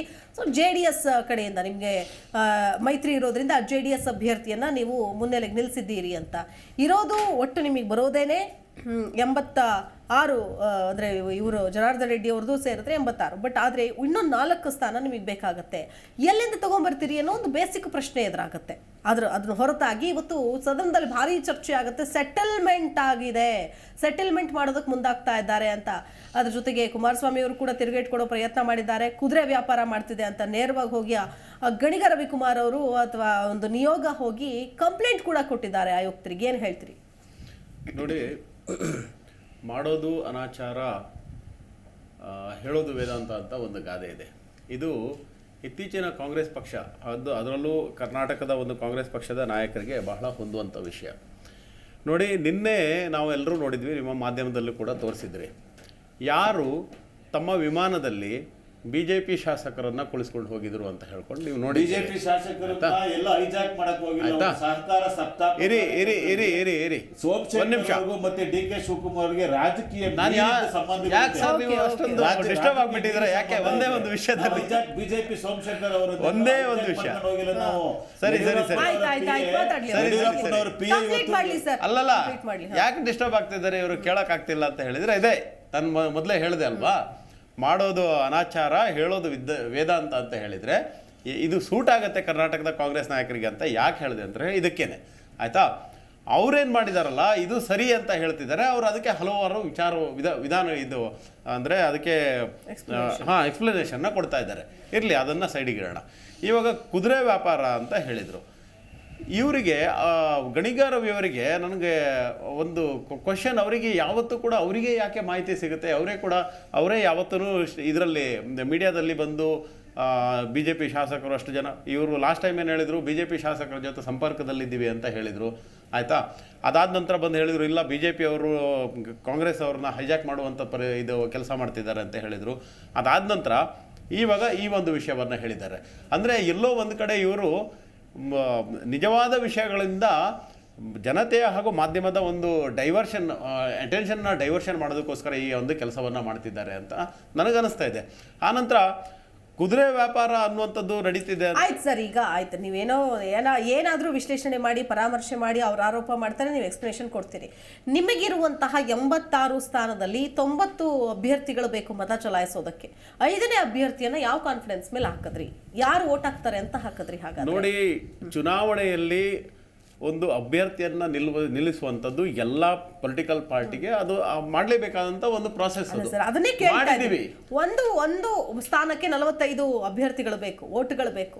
ಆದ್ರೆ ನಿಮಗಿರುವಂತಹ ಬಲಾನೇ ಇಲ್ವಲ್ಲ. ಯಾವ ಧೈರ್ಯದ ಮೇಲೆ ಅಥವಾ ಯಾವ ಆಧಾರದ ಮೇಲೆ ಹಾಕಿದ್ರಿ ಅಂತ ನಾನು ಜನರಲ್ ಆಗಿ ನಾನು ಪ್ರಶ್ನೆ ಕೇಳ್ತಾ ಇದ್ದೀನಿ. ನೋಡಿ ಮೇಡಮ್, ಅಭ್ಯರ್ಥಿಯನ್ನ ಹಾಕುವಂತದ್ದು ನಮ್ಮ ಒಂದು ಹಕ್ಕು, ಅದನ್ನ ಹಾಕಿ ಕಾಂಗ್ರೆಸ್ನವ್ರು ವೋಟ್ ಹಾಕ್ತಾರೆ ಅಂತನಾ ನಮ್ಗೆ ಗೊತ್ತಿಲ್ಲ. ಅಲ್ಲಿ ಇಂಡಿಪೆಂಡೆನ್ಸ್ ಇದಾರಲ್ಲ, ಇಂಡಿಪೆಂಡೆನ್ಸ್ ಹಾಕ್ಸ್ಬಹುದು ಅಲ್ವಾ? ಆನಂತರ ಇಂಡಿಪೆಂಡೆಂಟ್. ಆಯ್ತು, ಎಷ್ಟಿದೆ ಅಂತ ನಿಮ್ಗೆ ಗೊತ್ತಿದೆ, ನಮಗೂ ಗೊತ್ತಿದೆ. ಅವ್ರು ಹಾಕ್ಬೋದು, ಆಯ್ತಾ. ಹಾಗಂತ ಅಭ್ಯರ್ಥಿ ಹಾಕದೇ ಇರೋಕ್ಕಾಗಲ್ಲ, ಆಯ್ತಾ. ಅಭ್ಯರ್ಥಿ ಹಾಕಿದ ನಂತರ ಆ ನಂತರ ವೋಟಿಂಗ್ ಪ್ರೊಸೆಸ್ ಏನಾಗುತ್ತೆ ನೋಡೋಣ. ಆ ನಂತರ ಯಾರು ಆರಿಸಿ ಬರ್ತಾರೆ ಅದನ್ನು ನೋಡೋಣ. ಅಭ್ಯರ್ಥಿನೇ ಹಾಕಬಾರ್ದು ಅಂತ ಹೇಳಿದ್ರೆ ಪ್ರಜಾಪ್ರಭುತ್ವದಲ್ಲಿ ಅದು ಸರಿಯಾದ ವಿಷಯ ಅಲ್ಲ ಅಂತ ಹೇಳಲಿಕ್ಕೆ ನಾನು ಬಯಸ್ತೇನೆ. ಓಕೆ, ಈಗ ಒಂದ್ ಕಡೆ ನಾವೇನು ಅಂತಂದ್ರೆ ಪ್ರಶಾಂತಿ ಅವರೇ ಈಗ ಓಟ್ ಹಾಕುವಂತಹ ಸಂದರ್ಭದಲ್ಲಿ ಆಬ್ವಿಯಸ್ಲಿ ಈಗ ನಿಮ್ಮದೇ JDS ಪಕ್ಷದ ಹಲವು ನಾಯಕರು ಈ ಕ್ರಾಸ್ ವೋಟಿಂಗ್ ಮಾಡಿರೋದನ್ನು ನೋಡಿದೀವಿ ಈ ಹಿಂದೆ, ಆಯ್ತಾ. ನೀವೇನೆಲ್ಲ ಆಕ್ಷನ್ ತಗೊಂಡ್ರಿ, ಏನೆಲ್ಲ ಆಯ್ತು, ಇಡೀ ರಾಜ್ಯನೇ ಇದಕ್ಕೆ ಸಾಕ್ಷಿಯಾಗಿದೆ ಅಂತ ಹೇಳ್ಬೋದು. ಸೊ ಈ ನಿಟ್ಟಿನಲ್ಲಿ ಅಂತ ಬಂದಾಗ ಕುಪೇಂದ್ರ ರೆಡ್ಡಿ ಅವ್ರನ್ನ ನೀವು ನಿಲ್ಲಿಸಿದ್ದೀರಿ, JDS ಪರವಾಗಿ ನಿಲ್ಲಿಸಿರೋದು ವಿಜಯೇಂದ್ರ ಅವರು ಹೇಳಿದ್ದಾರೆ, ಇದು JDS ಕಡೆಯಿಂದ ನಾವು ನಿಲ್ಲಿಸ್ತಾ ಇದ್ದೀವಿ, ನಿಮ್ಮ ತೀರ್ಮಾನ ಅನ್ನುವಂಥ ನಿಟ್ಟಲ್ಲಿ. ಈಗ 4 ಮತಗಳು ಈಗ ಎಲ್ಲಿ? ಹಾಗಾದ್ರೆ 4 ಮತಗಳನ್ನು ಮತಯಾಚನೆ ಮಾಡಬೇಕಲ್ಲ, ಆಬ್ವಿಯಸ್ಲಿ. ಮತಯಾಚನೆ ಮಾಡಿದಾಗ್ಲೂ ಅದು ಹಂಗೆ ಅನ್ಸುತ್ತಲ್ವಾ, ಇದು ಬೇರೆ ಪಕ್ಷದಿಂದ ಸೆಳೆಯುವಂತಹ ಪ್ರಯತ್ನಗಳಾಗತ್ತೆ ಅಂತ. ಏನು ಹೇಳ್ತೀರಿ ಮೇಡಮ್, ನಿಮ್ಮ ಎಕ್ಸ್ಪ್ಲನೇಷನ್ ಏನು? ನಿಮ್ಮ ಅಭ್ಯರ್ಥಿನ ಹೆಂಗ್ ಗೆಲ್ಸ್ಕೊಂಡ್ ಬರ್ತೀರಾ 5ನೇ ಅಭ್ಯರ್ಥಿಯನ್ನು? ಅಲ್ಲ, ಗೆಲ್ಲಿಸ್ಕೊಂಡ್ಬರೋದು ಅದರ ಒಂದು ತಂತ್ರ, ರಣತಂತ್ರ, ಅದು ಪಕ್ಷಕ್ಕೆ ಸೇರೋದಂಥದ್ದು. ಯಾವ ರೀತಿ ಮಾಡ್ಬೇಕು, ಯಾವ ರೀತಿ ಗೆಲ್ಲಿಸ್ಕೊಂಡ್ ಬರ್ಬೇಕು ಅನ್ನೋದು ಅದು ಪಕ್ಷಕ್ಕೆ ಬಿಟ್ಟಂತದ್ದು. ಪಕ್ಷದ ಒಳಗೆ ಒಂದು ಏನು ಮೀಟಿಂಗ್ ನಡೆಯುತ್ತೆ, ಕಾಮನ್ ಅಲ್ವಾ. ಹೆಂಗೆ ಅಂತಂದಾಗ ಆಬ್ವಿಯಸ್ಲಿ ಬೇರೆ ಓಟ್ ಬಂದ್ರೆ ತಾನೆ, ಬೇರೆ ಪಕ್ಷದವ್ರು ಓಟ್ ಹಾಕಿದ್ರೆ ತಾನೆ. ಇಲ್ಲಿ ಜನ ಓಟ್ ಹಾಕಲ್ಲ, ಯಾರು ಬಂದು ಜನಸಾಮಾನ್ಯರು ಓಟ್ ಹಾಕಲ್ಲ. ನಾವು ಆರಿಸಿ ಕಳಿಸಿದವರೇ ಓಟ್ ಹಾಕ್ತಾರೆ. ಅವರೇ ಈಗ ಬೇರೆಯವ್ರು ಆರಿಸಿ ಕಳಿಸಿದವ್ರು ಬೇರೆ ಪಕ್ಷದಲ್ಲಿದ್ದಾರೆ, ಬೇರೆ ಪಕ್ಷದಲ್ಲಿ ಇರೋರು ನಿಮ್ ಪಕ್ಷಕ್ಕೆ ಓಟ್ ಹಾಕಿದ್ರೇನೆ ನಿಮ್ಮ ಅಭ್ಯರ್ಥಿ ಗೆಲ್ಲೋದು, ಇಲ್ಲಾಂದ್ರೆ ಗೆಲ್ಲಲ್ಲ. ಆಗ ಅನ್ಕೊಂಡು ನಾವು ಸೆಳೆದ್ಕೊಳ್ತಾ ಇದ್ದೀವಿ ಹಾಗೆ. ಅಲ್ಲ, ಅದು ನಾವು ಹೌದು ಅಲ್ವಾ, ನೀವು ಮುಖಪುಟ ಅಲ್ವಾ ಪಕ್ಷದ, ನೀವ್ ಹೇಳ್ಬೇಕಲ್ವಾ ಹೆಂಗ್ ಸಾಧ್ಯ ಆಗತ್ತಿದು, ಏನ್ ಚಾನ್ಸಸ್ ಹೆಂಗಿದೆ, ಇದು ಯಾವ ಆಧಾರದ ಮೇಲೆ ಹಾಕಿದ್ರಿ ಅಂತ. ಕಾಂಗ್ರೆಸ್ ಅವರು ಮಾಡ್ತಾ ಇರುವಂತಹ ನೀತಿ ಏನಿದೆ, ಈ ಪಕ್ಷಾಂತರ ಹಾಕಿರೋದು, ಈಗ ಹೋಟೆಲ್ ರಾಜಕಾರಣ ಮಾಡ್ತಾ ಇರುವಂತದ್ದು, ಆ ರೀತಿ ಯಾವ ಒಂದು ಬಿಜೆಪಿ ನಾಯಕರು ಆಗಿ ಕಾಂಗ್ರೆಸ್ JDS ಅವರಾಗ್ಲಿ ಮಾಡ್ತಾ ಇಲ್ಲ. ಎಲ್ಲ ಇರೋದು ಇವರೇ ಮಾಡ್ತಾ ಇರೋದು. ಸೊ ನಾವು ಯಾವ ರೀತಿ ಈಗ ಅಕಸ್ಮಾತ್ ಅವ್ರು ಬರ್ತೀನಿ ಅಂತ ಹೇಳಿದಾಗ ನಾವು ಬೇಡ ಅನ್ನಲ್ಲ. ನಾವು ಪ್ರತಿಯೊಬ್ಬರನ್ನು, ನಮ್ದು ಜಾತ್ಯತೀತ ಜನತಾದಳ, ನಾವು ಯಾರು ಬರ್ತೀವಿ, ನಾವು ಕೆಲಸ ಮಾಡ್ತೀವಿ ಅನ್ನೋರ್ನು ನಾವು ಸೇರಿಸ್ಕೊಳ್ತೀವಿ. ಸೊ ಹಾಗಾಗಿ ಇವಾಗ ಏನು ಈ ಚುನಾವಣೆ ಒಂದು ಈ ಬಿಜೆಪಿ ಮತ್ತು JDS ಮೈತ್ರಿ ಎಲ್ಲರಿಗೂ ಒಪ್ಪಿಗೆ ಆಗಿದೆ. ಕರ್ನಾಟಕಕ್ಕೆ ಎಷ್ಟೊಂದು ಜನರಿಗೆ ಒಪ್ಪಿಗೆ ಆಗಿದೆ. ಹಾಗೇನೆ ಎಷ್ಟೋ ಜನ ಇವಾಗ ಪಕ್ಷ ಬಿಟ್ಟು ಹೋದಂಥವ್ರು, ಕಾಂಗ್ರೆಸ್ ಸೇರ್ಪಡೆ ಆದಂಥವ್ರು ಇವತ್ತಿಗೆ ಮಾತಾಡ್ತಾ ಇದ್ದಾರೆ, ನಾವು ಬಿಡಬಾರ್ದಾಗಿತ್ತು ಪಕ್ಷನ. ಯಾಕಂತ ಹೇಳಿದ್ರೆ ಎಲ್ಲೋ ಒಂದು ಕಡೆ ಮತ್ತೆ ಬಿಜೆಪಿ JDS ಒಂದು ಮೈತ್ರಿ ಜನಕ್ಕೆ ಒಂದು ಒಂದು ಸಕ್ಸಸ್ ಕೊಡುತ್ತೆ ಅಂತ ಹೇಳಿ ಎಲ್ಲರಿಗೂ ಅನ್ನಿಸ್ತಾ ಇದೆ. ಹಾಗಾಗಿ ಜನ ಬರ್ತಾ ಇದ್ದಾರೆ ಹೊರತಾಗಿ ನಾವು ಯಾವ್ರನ್ನು ಸೆಳೆಕೊಳ್ಳೋದಕ್ಕೆ ಅವ್ರು ಮಾಡ್ಲಿ, ಕೋರ್ಟ್ಗೆ ಕೇಸ್ ಹಾಕ್ತಾ ಇದಾರಲ್ಲ, ಹಾಕೊಳ್ಳಿ, ಯಾವ ಒಂದು ನಿರ್ಧಾರ ಇದೆಲ್ಲ ಡೈವರ್ಟ್ ಟ್ಯಾಕ್ಟಿಕ್ಸ್. ನೋಡಿ ಮೇಡಮ್, ಕುವೆಂಪು ಅವ್ರದ್ದು ಏನಾಯ್ತು, ಆ ಶಾಲೆಯ ಒಂದು ಕುವೆಂಪುಗೆ ಮಾಡಿರುವಂತಹ ಅಪಮಾನ ಇದು, ಮತ್ತೆ ಕೇರಳದಲ್ಲಿ ಸತ್ತಿರುವಂತ ವ್ಯಕ್ತಿಗೆ ನಮ್ಮ ಕರ್ನಾಟಕದ ತೆರಿಗೆ ಹಣ ಹೋಗಿ ಅವ್ರ ಪಾಲ್ ಮಾಡ್ತಾ ಇರುವಂತದ್ದು, ಇದು ಎಲ್ಲವನ್ನು ಮುಚ್ಚಿಡುವ ಒಂದು ಪ್ರಯತ್ನ ಅಷ್ಟೇ ಕಾಂಗ್ರೆಸ್ ಅವರು ಮಾಡ್ತಾ ಇದ್ದಾರೆ. ಉಳಿದಿದೆಲ್ಲ ರಾಜಕೀಯವಾಗಿ ಏನು ಬೆಳವಣಿಗೆ ಆಗ್ತಾ ಇದೆಯೋ ಅದೆಲ್ಲ ಯಾವುದೇ ಒಂದು ಸೆಳೆಯುವ ಒಂದು ತಂತ್ರ ಏನು ನಡೀತಲ್ಲ, ಯಾವ ರೀತಿ ಆಗ್ತಾ ಇದೆಯೋ ಆಗ್ತಾ ಇದೆ.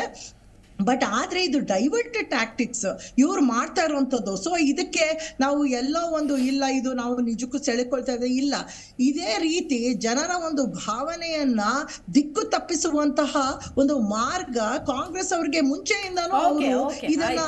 ಉಮೇಶ್ ಬಾಬು ಅವರು, ಈಗ ನಮಗೆ ಒಂದು ಪ್ರಾಕ್ಟಿಕಲ್ ಆಗಿ ಒಂದಷ್ಟು ಕ್ಯಾಲ್ಕುಲೇಷನ್ಸ್ ಹಾಕ್ಲೇಬೇಕಾಗತ್ತೆ. ಹೆಂಗೆ, ಯಾವ ತರ ಇದು ಸಾಧ್ಯ ಇಲ್ಲ ಅನ್ನೋ.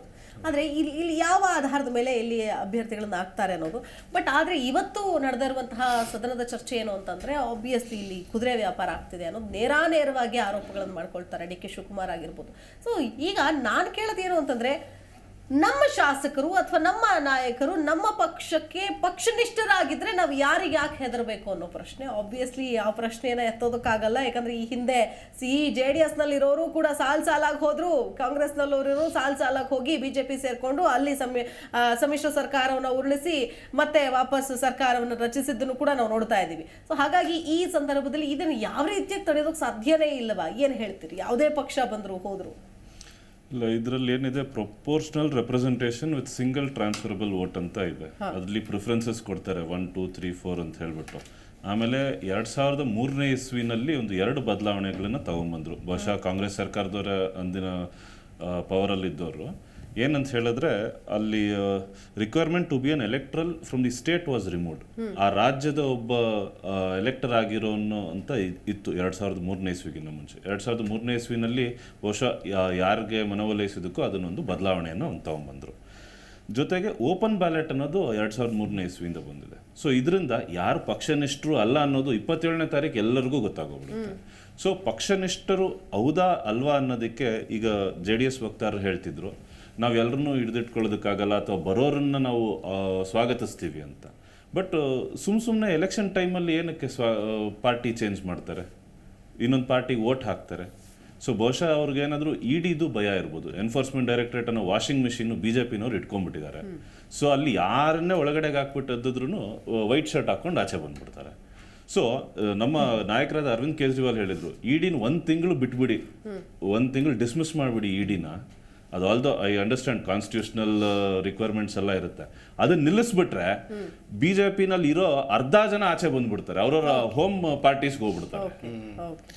ಅರವಿಂದ್ ಕೇಜ್ರಿವಾಲ್ ಅವ್ರಿಗೂ ಭಯ ಇದೆಯಾ ಆಯ್ತು ವೆಂಕಟೇಶ್ ಇಡಿ ಬಗ್ಗೆ?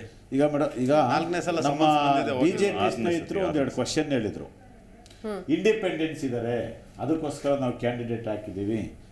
ಇತ್ತೀಚೆಗೆ ನಾವು ಓಪನ್ ಆಗಿ ಇದರಲ್ಲಿ ವಿಪ್ಪನ್ನು ಜಾರಿ ಆಗ್ತೈತೆ, ಅಲ್ಲ ವಿಪ್ ಜಾರಿ ಆದ್ರೆ ಇಂಡಿಪೆಂಡೆನ್ಸ್ಗೆ ಅನ್ವಯ ಆಗಲ್ವಲ್ಲ? ಅಲ್ಲ, ಇಂಡಿಪೆಂಡೆಂಟ್ ಪಾತ್ರ ಏನಂತ ಹೇಳ್ತೀನಿ. ಈಗ ಆಲ್ರೆಡಿ ಪುಟ್ಟಸ್ವಾಮಿ ಗೌಡರು, ದರ್ಶನ್ ಪುಟ್ಟಣ್ಣಯವರು ಅಲ್ಲಿ ಕಾಂಗ್ರೆಸ್ ಕ್ಯಾಂಡಿಡೇಟ್ ಆಗ್ತಿರೋ ಅಫಿಷಿಯಲ್ ಆಗಿ ಅವ್ರು ಸಪೋರ್ಟ್ ಮಾಡಿ ಇವ್ರು ದರ್ಶನ್ ಪುಟ್ಟಣ್ಣಯವರು ಸಹ ಕಾಂಗ್ರೆಸ್ ಜೊತೆ ಗುರುತಿಸ್ಕೊಂಡವ್ರೆ. ಆಮೇಲೆ ಲತಾ ಮಲ್ಲಿಕಾರ್ಜುನ್ ಅವರು ಸಹ ಓಪನ್ ಆಗಿ ಗುರುತಿಸ್ಕೊಂಡಾರ ಸರ್. ನಿಮ್ ಪಕ್ಷಕ್ಕೆ ಏನ್ ಬಂದಿಲ್ವಲ್ಲ ಅವರು? ಅಲ್ಲ, ಅವ್ರು ಕಾಂಗ್ರೆಸ್ ಸಪೋರ್ಟ್ ಕೊಡ್ತೀನಿ ಅಂತ ಆಲ್ರೆಡಿ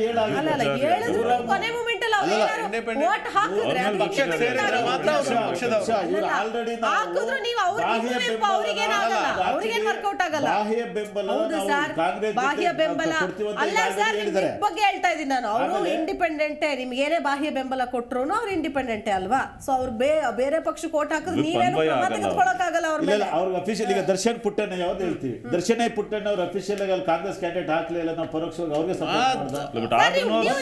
ಕರ್ನಾಟಕ ಪಕ್ಷ ಅಲ್ಲ ಅಡ್ಜಸ್ಟ್ಮೆಂಟ್ ಅಲ್ಲ, ಅವರು ಆಲ್ರೆಡಿ ಕಾಂಗ್ರೆಸ್ ಜೊತೆ ಗುರುತಿಸ್ಕೊಂಡ್ಬಿಟ್ಟಿದ್ದಾರೆ. ಲತಾ ಮಂಜು ಹಾಕಲ್ಲ, ಇವ್ರು ಏನಾಗಿದೆ ಅದೆಲ್ಲ ಪ್ರಶ್ನೆ. ನೀವು ನಮ್ಮ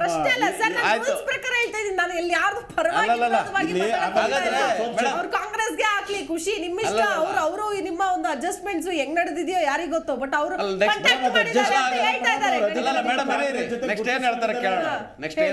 ಈ ವಿಚಾರ ಇನ್ನೊಂದು ಸೋಮಶೇಖರ್ ವಿಷಯ ಹೇಳಿದ್ರು, ಖಾಸಗಿ ಕಾರ್ಯಕ್ರಮ ಇಂಡಿಪೆಂಡೆಂಟ್ ನಂತರ ನೀವು ಏನು ಹೇಳ್ಕೊಂಡಿದ್ರೆ ಅದನ್ನ ಹೇಳಿ. ಚಾನ್ಸಸ್ ಈಗ ಯಾರ್ಯಾರು ಹಾಕ್ತಾರೆ, ಯಾರು ಹೋಗ್ತಾರೆ ಅನ್ನೋದು ಅದನ್ನ ಹೇಳಿ ಸರ್. ಇಲ್ಲಿ ಕಾಂಗ್ರೆಸ್ ಅಲ್ಲಿ ಯಾರು ಹೋಗಲ್ಲ, ಬಿಜೆಪಿನವರು ಸ್ನೇಹಿತರು ಹೇಳಿದ್ರಲ್ಲ, ಈ ದಯಮಾಡಿ ಕೆಲವು ಮಿಷನರಿಗಳನ್ನ, ಕೆಲವು ಇಲಾಖೆಗಳನ್ನ ಬಳಸ್ಕೊಳ್ತಾರೆ ಅನ್ನೋ ಒಂದು ಅದನ್ನ ಹೊರತುಪಡಿಸಿದ್ರೆ ಇವತ್ತು ಬಿಜೆಪಿನವರು ನೇರವಾಗಿ ಚುನಾವಣೆ ಬರೀ ನಮ್ಮ JDS ವಕ್ತಾರರು ಹೇಳಿದ್ರು, ಇದು ಸಾರ್ವಜನಿಕರ ಚುನಾವಣೆ ಅಲ್ಲ ಮೇಡಮ್, ಒಬ್ಬ MLA ಚೂಸ್ ಮಾಡಿ MP ಮಾಡ್ತಕ್ಕಂಥ ಚುನಾವಣೆ ಇದು, ಸಾರ್ವಜನಿಕ ಚುನಾವಣೆ. ವೆಂಕಟೇಶ್ ಅವರು ಮಾತಾಡ್ತೀನಿ, ಒಂದು ಸಣ್ಣ ಬ್ರೇಕ್ ತಗೊಂಡು ಬರ್ತೀನಿ ವೀಕ್ಷಕರೇ, ಚರ್ಚೆ ಮುಂದುವರಿಯುತ್ತೆ. ರತನ್ ಪೂಜಾರಿ ಅವರೇ, ಆಯ್ತು, ನೀವು ಲೆಕ್ಕಾಚಾರಗಳು ಕಾಂಗ್ರೆಸ್ ಇಂದಾನೇ ಮತವನ್ನ ತೆಗೆದುಕೊಂಡು ಬರಬೇಕು ಅನ್ನೋ ಲೆಕ್ಕಾಚಾರದಲ್ಲೇನೆ 5ನೇ ಅಭ್ಯರ್ಥಿಯನ್ನ ಆಯ್ಕೆ ಮಾಡಿರೋದು ಅನ್ನೋದನ್ನ ನೀವು ಒಪ್ಕೊಳ್ಳೇಬೇಕಾಗತ್ತೆ. ಕಾಂಗ್ರೆಸ್ ಇಲ್ಲದೆ ಬೇರೆ ಯಾವ ಪಕ್ಷದ ಶಾಸಕರು ಇಲ್ಲ ಇಲ್ಲಿ. ನಾವು ಇನ್ಯಾರನ್ನೋ ಕರ್ಕೊಂಡ್ಬಂದು ಓಟ್ ಹಾಕಿಸ್ಕೊಳ್ತೀವಿ ಅಂತ ಹೇಳಕ್ಕಾಗಲ್ಲ. ಆಬ್ವಿಯಸ್ಲಿ ಒಂದಾದ್ರೂ ಕಾಂಗ್ರೆಸ್ ಪಕ್ಷದ ಶಾಸಕರನ್ನ ಸೆಳೆಯುವಂತಹ ಹುನ್ನಾರ ಇದೆ 5ನೇ ಅಭ್ಯರ್ಥಿಯ ಹಿಂದೆ ಅನ್ನೋದನ್ನ.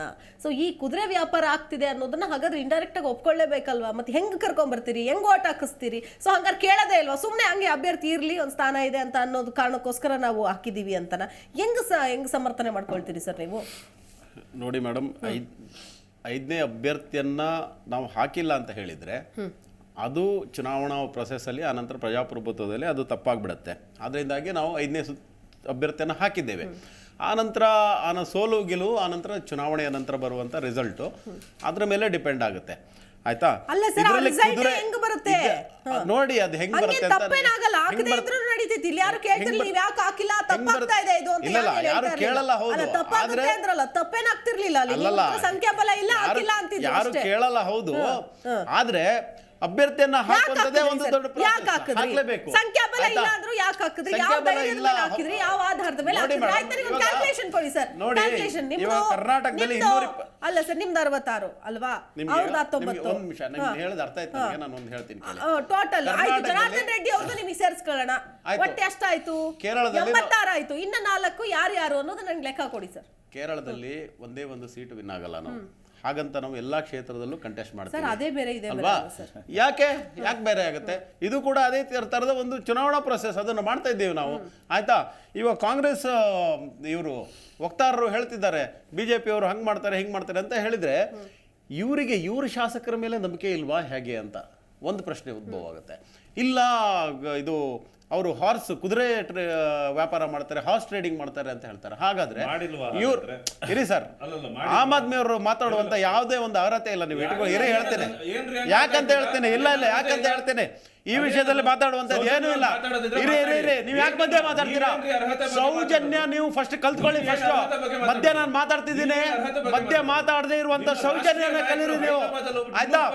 4 ಬಾರಿ ನಿಮ್ಮನ್ನ ಸಮನ್ ಮಾಡಿದ್ರು ನಿಮ್ಮ ಮುಖ್ಯಮಂತ್ರಿ, ಒಂದು ಸೌಜನ್ಯಕ್ಕೂ ಹೋಗಿಲ್ಲ. ನೀವು ಯಾವ ಅರ್ಹತೆ ಇದೆ ಪ್ರಜಾಪ್ರಭುತ್ವದ ಬಗ್ಗೆ ಮಾತಾಡುವಂತದ್ದು? ಆಯ್ತಾ? ಯಾವುದೇ ಇರಲಿ ಸರ್, ಕೋರ್ಟ್ 4ನೇ ಸಲ ಸಮನ್ ಮಾಡಿದ್ರು ಕೋರ್ಟ್ ಅನ್ನ ಧಿಕ್ಕರಿಸುವಂತ ಯಾರು ರೀ? 6ನೇ ಸತಿ ನೋಡಿ, 2 ಜಾಸ್ತಿ ಹೇಳಿದಿರ ನೀವು. ಆಯ್ತಾ? ನಿಮ್ಗೆ ಪ್ರಜಾಪ್ರಭುತ್ವದ ಬಗ್ಗೆ ಮಾತಾಡುವ ನಾನ್ 4 ಹೇಳಿದೆ, ನೀವು 6 ಅಂತ ಹೇಳಿದ್ರ, ಜಾಸ್ತಿ ಹೇಳ್ತಿದ್ದೀರಾ ನೀವು. ಆಯ್ತಾ? ಇರಿ, ಅದನ್ನೇ ಹೇಳ್ತಾ ಇದ್ದೀನಿ, ಮಧ್ಯ ಮಾತಾಡ್ಬೇಡಿ. ಆಯ್ತು, 6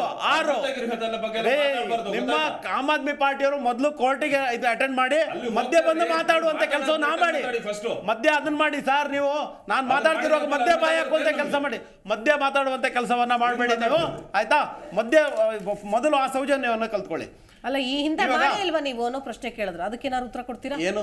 ಈ ಹಿಂದೆ ಕುದುರೆ ವ್ಯಾಪಾರ ಮಾಡೇ ಇಲ್ವಾ ಕಾಂಗ್ರೆಸ್? ನೋಡಿ ಮೇಡಮ್, ಅದೇ ಹೇಳ್ತಾ ಇದ್ದೀನಿ. ಇವರು ಕುದುರೆ ವ್ಯಾಪಾರ ಅಂತ ಹೇಳಿದ್ರೆ ಇವರ ಶಾಸಕರೇನು ಕುದುರೆ ವ್ಯಾಪಾರಕ್ಕೆ ಬಲಿಯಾಗುವಷ್ಟು ಏನು ಅಮಾಯಕರಿದಾರ, ಅಥವಾ ಅವರೇನು ಆಮಿಷಕ್ಕೆ ಬಲಿಯಾಗುವಂತ ಜನರಿದಾರ, ಅಥವಾ ಅವರೇ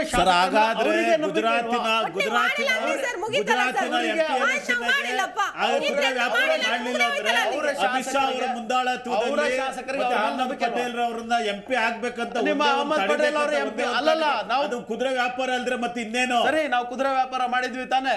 ಹೆಂಗೆ ನಿಮ್ಮ ಅಹಮದ್ ಪಟೇಲ್ ಅವರು ಇದು ರಾಜ್ಯಸಭೆ ಎಂಪಿ ಆಗಿ ವಿನ್ ಆದ್ರಾಗಾದ್ರೆ? ಆದ್ರೂ ನೀವು ಟ್ರೈ ಮಾಡಿದ್ರೆ ನೀವು ಫೇಲ್ಯೂರ್ ಆಗಿದ್ರಿ. ನೀವು ಟ್ರೈ ಅಂದ್ರೆ ಕುದುರೆ ವ್ಯಾಪಾರ ಅಂತ ಹೇಳಿದ್ರೆ ಹೇಳ್ತಿದ್ರಲ್ಲ. ಈಗ ನೋಡಿ, ಕುದುರೆ ವ್ಯಾಪಾರ ನಾವು ಮಾಡಿದ್ರೆ ನಾವು ಅವ್ರನ್ನ ದೇಶದಲ್ಲಿ 1133 MLA-ಗಳನ್ನ ನೀವು ಪರ್ಚೇಸ್ ಮಾಡಿದಿರಿ, ಕೊಂಡ್ಕೊಂಡಿದ್ದೀರಿ, ಕುದುರೆ ವ್ಯಾಪಾರ ಮಾಡಿದಿರಿ. ಸುಮಾರು 500 ಜನ ಇಂದಿರಾ ಗಾಂಧಿ ಅವರಿಂದ ಹಿಡಿದು ಸಂಸತ್ ಸದಸ್ಯರು, ಇಂದಿರಾ ಗಾಂಧಿ ಅವರಿಂದ ಹಿಡಿದು ಸುಮಾರು 55 ಮಾಡ್ಕೊಂಡಿದ್ದೀರಿ. 55ಕ್ಕಿಂತ ಹೆಚ್ಚು ಇದು ಗೆದ್ದಂತ ಸರ್ಕಾರವನ್ನ ಬರ್ಖಾಸ್ತ್ ಮಾಡಿದವ್ರು ನೀವು ಯಾವ ಕುದುರೆ ವ್ಯಾಪಾರವನ್ನು ಮಾಡ್ತೀರಾ? ಕುದುರೆ ವ್ಯಾಪಾರ ಅಂತ ನೀವಿದ್ದಾಗಲೇ ಹುಟ್ಟಿರುವಂತದ್ದು ಹಾರ್ಸ್ ಟ್ರೇಡಿಂಗ್, ಕುದುರೆ ವ್ಯಾಪಾರ ಅನ್ನುವಂಥದ್ದು ಹುಟ್ಟಿರೋದೇ ನಿಮ್ಮ ಯಾವುದು ತಪ್ಪು ಮಾಡಿದ್ರೆ ತಪ್ಪು ಮಾಡಿಲ್ಲ ಅಂದ್ರೆ ನಿಮ್ಗೆ ಯಾಕೆ ಭಯ? ತಪ್ಪು ಮಾಡಿಲ್ಲ ಅಂದ್ರೆ ಯಾಕೆ ಭಯ ಸರ್? ತಪ್ಪು ಮಾಡಿಲ್ಲ, ಇವಾಗ ನಾನ್ ತಪ್ಪು ಮಾಡಿಲ್ಲ, ನಾನು ಯಾವುದೇ ಇಡಿನ ಕಳಿಸ್ಲಿ, ಯಾವುದೇ IT ರೇಡ್ ಆಗ್ಲಿ, ನನಗೇನು ಭಯ ಇಲ್ಲ. ಹಾಗಾದ್ರೆ ಅಲ್ಲಲ್ಲ, ಬಿಜೆಪಿ MLA-ಗಳ ಮೇಲೆ ಅವ್ರ ಮೇಲೂ ಆಗಿದೆ, ಎಂಪಿಗಳ ಮೇಲೆ ಅವ್ರ ಮೇಲೂ ಆಗಿದೆ, ತೆಗಿರಿ. ಅವ್ರ ಮೇಲೂ ಆಗಿದೆ, ಕಾಂಗ್ರೆಸ್ ಅವ್ರ ಮೇಲೂ ಆಗಿದೆ, ಆಮ್ ಆದ್ಮಿ ಪಾರ್ಟಿ ಅವ್ರ ಮೇಲೂ ಆಗಿದೆ, ಎಲ್ಲರ ಮೇಲೂ ಆಗಿದೆ. ತೆಗಿರಿ ಒಂದ್ಸಲ, ಎಲ್ಲ ಆಗಿದೆ. ನೋಡಿ ಸರ್, ಒಂದ್ಸಲ ನಿಮ್ಮ ಯಾವ್ದಾದ್ರು ಸ್ಮಾರ್ಟ್ ಫೋನ್ ಇದೆ, ಗೂಗಲ್ ಇದೆ, ಇಂಟರ್ನೆಟ್ ಇದೆ, ಚೆಕ್ ಮಾಡಿ ನೋಡಿ. ಇಲ್ಲ, ಬಿಜೆಪಿ ಅವರ ಮೇಲೆ ತುಂಬಾ ಜನರ ಮೇಲೆ ಆಗಿದೆ, ತುಂಬಾ ಜನರ ಮೇಲೆ ಆಗಿರುವಾಗ ಇದೆ. ಆಯ್ತಾ? ಅದ್ರ ಬಗ್ಗೆ ಇನ್ನೊಂದು ದೊಡ್ಡ ಡಿಬೇಟ್ ಮಾಡೋಣ ಬೇಕಾದ್ರೆ. ಆದರೆ ಇವಾಗ ನೀವು ಹಾರ್ಸ್ ಟ್ರೇಡಿಂಗ್ ಅಂತ ದೊಡ್ಡದಾಗಿ ಹೇಳ್ತಿರಲ್ಲ, ಈ ದೇಶದಲ್ಲಿ ಸುಮಾರು 55ಕ್ಕೂ ಹೆಚ್ಚು ಗೆದ್ದ ಸರ್ಕಾರವನ್ನ ರಾಜ್ಯಪಾಲರನ್ನ ಬಳಸ್ಕೊಂಡು ನೀವು ಸರ್ಕಾರವನ್ನ ಬರ್ಖಾಸ್ತು ಮಾಡಿದವರು, ಅವ್ರನ್ನ ಮನೆ ಕಳಿಸಿದವರು ಮುಖ್ಯಮಂತ್ರಿಗಳನ್ನ, ನೀವು ಯಾವ ಹಾರ್ಸ್ ಟ್ರೇಡ್ ಬಗ್ಗೆ ಮಾತಾಡುವಂತ ಅರ್ಹತೆ ಅಥವಾ ನೈತಿಕತೆಯನ್ನು ಹೊಂದಿದ್ದೀರಾ ನೀವು? ಯಾವ ನೈತಿಕತೆಯನ್ನು ಹೊಂದಿದ್ದೀರಾ ನೀವು? ಅಷ್ಟು ನಿಮಗೆ ನಿಮ್ಮ ಶಾಸಕರ ಮೇಲೆ ನಂಬಿಕೆ ಇಲ್ಲ ಅಂತ ಹೇಳಿದ್ರೆ ನೀವು ಈ ರಾಜಕೀಯವನ್ನ ನಡೆಸೋದಕ್ಕೆ ನೀವು ಇದು ರಾತ್ರಿ MLA-ಗಳು, ಕಾಂಗ್ರೆಸ್ MLA-ಗಳನ್ನ ರಾತ್ರಿ ಫ್ಲೈಟ್ ಅಲ್ಲಿ ಯಾರು ಕರ್ಕೊಂಡೋದ್ರು ಸರ್? ನಿನ್ನೆ ಮಾಧ್ಯಮದಲ್ಲೆಲ್ಲ ತೋರಿಸಿದ್ರಲ್ಲ, ಯಾರನ್ನ ಫ್ಲೈಟ್ ಅಲ್ಲಿ ಕರ್ಕೊಂಡು ಹೋಗ್ತಿದ್ದಾರೆ ಅಂತ. ಅವ್ರು ಎಲೆಕ್ಷನ್ ಯಾವ್ದು ರಾಜೀನಾಮೆ ಕೊಡ್ಸಿಲ್ವಲ್ಲ. ಅಲ್ಲ ರೀ, ಯಾರಂತ ಹೇಳಿದ್ರಲ್ಲ. ಸ್ನೇಹ ಸಂಬಂಧಕ್ಕೆ ನೀವು ಸ್ನೇಹ ಸಂಬಂಧಕ್ಕೆ ಇವಾಗ ಸ್ನೇಹ ಸಂಬಂಧಕ್ಕೆ ನಿಮ್ಮ ರವಿ ಗಡಿಗ ಅವರು ಹೇಳ್ತಾರೆ ಮಾಡಬೇಡಿ. ಆಯ್ತು, ಅವ್ರೇನಾದ್ರೂ ಸೋಮಶೇಖರ್ ಅವ್ರೇನಾದ್ರೂ ರಾಜೀನಾಮೆ ಕೊಟ್ಟಿದ್ದಾರೆ. ರವಿ ಗಡಿಗ ಕಾಂಗ್ರೆಸ್ ಅಧಿಕೃತವಾಗಿ ಸೇರ್ಪಡೆ ಆಗಿದ್ದಾರೆ. ರವಿ ಗಡಿಗ ಅವರು ಸುಮಾರು 2 ತಿಂಗಳ ಹಿಂದೆ ಈ JDS ಶಾಸಕರು BJP ಶಾಸಕರು ಸಂಪರ್ಕದಲ್ಲಿದ್ದಾರೆ, ಅವರು ಯಾವ ಮೂಮೆಂಟ್ ಅಲ್ಲಿ ಬೇಕಾದ್ರೂ ಬರಬಹುದು ಅಂದ್ರಲ್ಲ, ಅದು ಯಾವ ವ್ಯಾಪಾರ? ಯಾರಿಗೆ ಅದು ಯಾವ ವ್ಯಾಪಾರ? ಅಫಿಷಿಯಲ್ ನೀವು ಯಾರು ರಾಜೀನಾಮೆ ಕೊಡಿಸಿಲ್ವಲ್ಲ ನಾವು. ಅಲ್ಲ ಸರ್, ಯಾರಾದ್ರೂ ಒಬ್ಬ ಸ್ಟೇಟ್ಮೆಂಟ್ ಕೊಟ್ಟಿರಲ್ಲ, ಅದು ಯಾವ ವ್ಯಾಪಾರ? ಅದು ಯಾವ ವ್ಯಾಪಾರ? ನೀವು ಹೇಳಿದ್ರೆ ನಮ್ಮ ಸುಭದ್ರವಾದ ಸರ್ಕಾರನೂ ಇದೆ. ಸರಿ, ಮಾಡ್ಕೊಂಡೋಗಿ. ಈ ಚುನಾವಣೆಯಲ್ಲಿ ಯಾಕೆ ಹಾಗಾದ್ರೆ ನೀವು ಇಷ್ಟೊಂದು ಡಿಸ್ಟರ್ಬ್ ಆಗಿದ್ದೀರಾ? ನಾವೇನ್ ಡಿಸ್ಟರ್ಬ್ ಚುನಾವಣೆಯನ್ನು ಎದುರಿಸಿ ಇಲ್ಲ, ಚುನಾವಣೆ ಸುಮ್ಮನೆ ಕುದುರೆ ವ್ಯಾಪಾರ, ಆ ವ್ಯಾಪಾರ, ಈ ವ್ಯಾಪಾರ ಅಂತ ಸುಳ್ಳು ಹಬ್ಬಿಸಿ ನಾಟಕ ಮಾಡುವಂತ ಕೆಲಸ ಯಾಕೆ ಮಾಡ್ತಾ ಇದ್ದೀರಾ? ಸೆಳೆಯುವಂತಹ ಪ್ರಯತ್ನವನ್ನ ಕಾಂಗ್ರೆಸ್ ಮಾಡ್ತಾ ಇಲ್ವಾ? ಹಾಗಾದ್ರೆ ಇಲ್ಲಮ್ಮ, ನೀವು ಬಿಜೆಪಿಯಲ್ಲಿರುವಂತಹ ಅಸಮಾಧಾನಿತರನ್ನ ಕಾಂಗ್ರೆಸ್ ಸೆಳೆಯುವಂತಹ ಪ್ರಯತ್ನ ಮಾಡ್ತಾ ಇಲ್ವಾ? S T Somashekhar, Shivaram Hebbar, Sharan Gowda, JDS ನ ಶರಣ್ ಗೌಡ ಕುಂದಕೂರ್ ಅವರ ಮತಗಳನ್ನ ಸೆಳೆಯೋದಕ್ಕೆ ಕಾಂಗ್ರೆಸ್ ಕೂಡ ಪ್ರಯತ್ನ ಪಡ್ತಾ ಇದೆ ಅಂತ ಸೋಮಶೇಖರ್ ಅವರು ಅಥವಾ ನಮ್ಮ ಇವರು 3 ಜನ ಯಾರು ಹೇಳಿದ್ರಲ್ಲ MLA ಗಳು, ನೀವು ಅಫಿಷಿಯಲ್ ಆಗಿ ಏನಾದ್ರು ಅಫಿಷಿಯಲ್ ಆಗಿ ಕಂಪ್ಲೇಂಟ್ ಕೊಟ್ಟಿದ್ದೀರಲ್ಲ ಸರ್, ಅವರೆಲ್ಲ ಅಫಿಷಿಯಲ್ ಆಗಿ ಬಂದು ಹೇಳಿದಾರಾ? ಅವರು ಅಫಿಷಿಯಲ್ ಆಗಿ ಹೇಳಿದಾರಾ? ಬಿಜೆಪಿ ಅವರಿಗೆ ಆತರ ಡೌಟ್ ಇದೆ, ದಯಮಾಡಿ ನಾವೇ ಹೆಂಗೆ ಗಾಣಿಗ ರವಿ ಅವರು ಕಂಪ್ಲೇಂಟ್ ಕೊಟ್ಟಿದ್ದಾರೆ,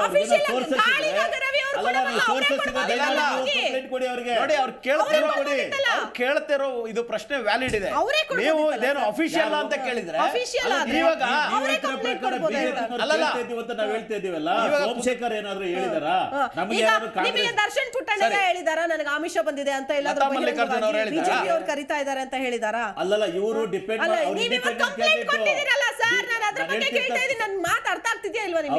ಎಲ್ಲ ಬೋಗಸ್ ನಾಟಕ ಅಷ್ಟೇ. ವಿಚಾರ ಏನಂದ್ರೆ, ಒಂದು ಈ ಕಂಪ್ಲೇಂಟ್ ಏನಿದೆ ಇದು ಬೋಗಸ್ ನಾಟಕ ಅಷ್ಟೇ, ಏನಿಲ್ಲ. ಅದರ ತನಿಖೆ ಆಗ್ಲಿ, ಅದರಿಂದ ಏನ್ ಬರುತ್ತೆ ನೋಡೋಣ. ಪ್ರಶಾಂತಿ ಅವರೇ, ಆತ್ಮಸಾಕ್ಷಿಯ ಮತಗಳು ಅನ್ನೋದು ಈಗ ಚರ್ಚೆ ಆಗ್ತಾ ಇದೆ. ಆತ್ಮಸಾಕ್ಷಿಯ ಮತಗಳು ಬರುತ್ತೆ, ಏನಿದು? ಯಾವ ತರ ಬರುತ್ತೆ? ಕುಪೇಂದ್ರ ರೆಡ್ಡಿ ಅವರಿಗೆ ಎಲ್ಲಿಂದ ಬರುತ್ತೆ ಈ ಆತ್ಮಸಾಕ್ಷಿಯ ಮತಗಳು? ಎಲ್ಲಿಂದ, ಯಾವ ತರದ ಲೆಕ್ಕಾಚಾರ ಅಂತ ದಯವಿಟ್ಟು ನಮ್ಗೊಂಚೂರು ಹೇಳ್ತೀರಿ. ನಿಮಗೆ ಗೊತ್ತೇ ಇಲ್ಲ, ಅದು ಪಕ್ಷದ ಸಂಬಂಧಪಟ್ಟ ವಿಷಯ ಅಂತೀರಿ ನೀವು ಬೇರೆ. ನಿಮ್ ಪಕ್ಷದ ವಿಷಯ ನಿಮಗೆ ಗೊತ್ತಿಲ್ಲ, ಏನ್ ಮಾಡೋದು? ಲಕ್ಷಾಂತ ವಕ್ತಾರರು ಒಂದ್ ಸಲ ಬರೀ ಡಾಕ್ಯುಮೆಂಟ್ಸ್ ಇಟ್ಕೊಂಡ್ಬಂದು ಇದು ಆದ್ರೂ ಭ್ರಷ್ಟಾಚಾರ ಮಾಡಿದ್ರು, ಇದು ಸುಮ್ನೆ ಗಿಮಿಕ್. ಇದನ್ನೆಲ್ಲ ಈ ಜನರಿಗೆ ಮುಂಕು ಬುದ್ಧಿ. ಯಾಕಂತ ಹೇಳಿದ್ರೆ ಹಣ ಇರ್ಲಿಲ್ಲ.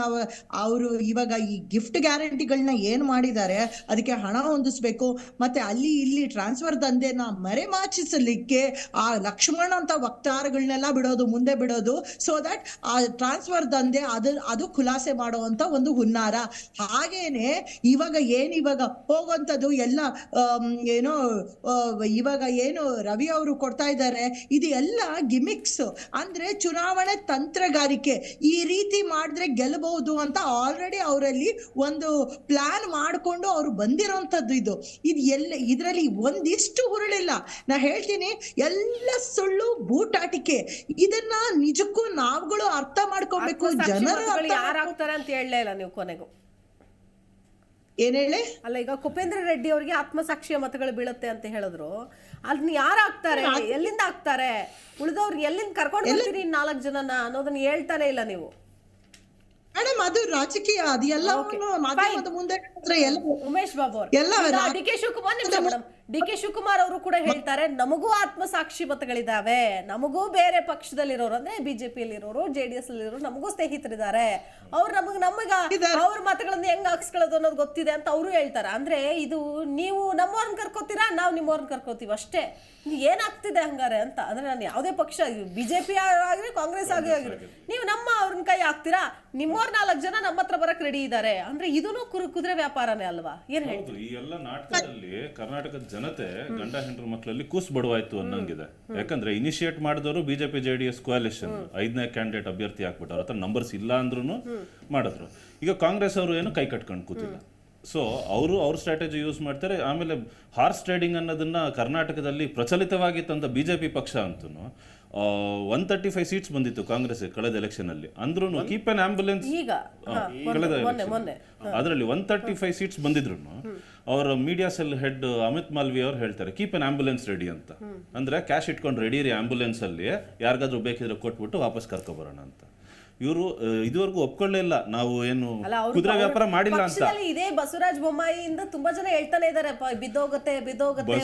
ಬಸವನಗೌಡ ಪಾಟೀಲ್ ಯತ್ನಾಳ್ ಅವರು ಹೇಳಿದ್ರು 2,500 ಕೋಟಿ ಕೊಟ್ರೆ ಚೀಫ್ ಮಿನಿಸ್ಟರ್ ಮಾಡ್ತಾರೆ ಅಂತ. ಅಂತ ಪಕ್ಷ ಅದು. ಅಂತವರಿಂದ ಏನು ನಾವು ಕುದುರೆ ವ್ಯಾಪಾರ ಅವರು ಹೇಳಿದ್ದು ಇದು BL ಸಂತೋಷ್ ಅವರು ಇದ್ದಾರೆ, ನ್ಯಾಷನಲ್ ಜನರಲ್ ಸೆಕ್ರೆಟರಿ. ಅವರಿಗೆ ಸಮನ್ಸ್ ಇಶ್ಯೂ ಮಾಡಿದ್ರು ಹೈದರಾಬಾದ್ ಪೊಲೀಸ್. 4 ಜನ TRS MLAಗಳನ್ನ 250 ಕೋಟಿ ರೂಪಾಯಿಗೆ ಕೊಂಡ್ಕೊಂತೀವಿ ಅಂತ.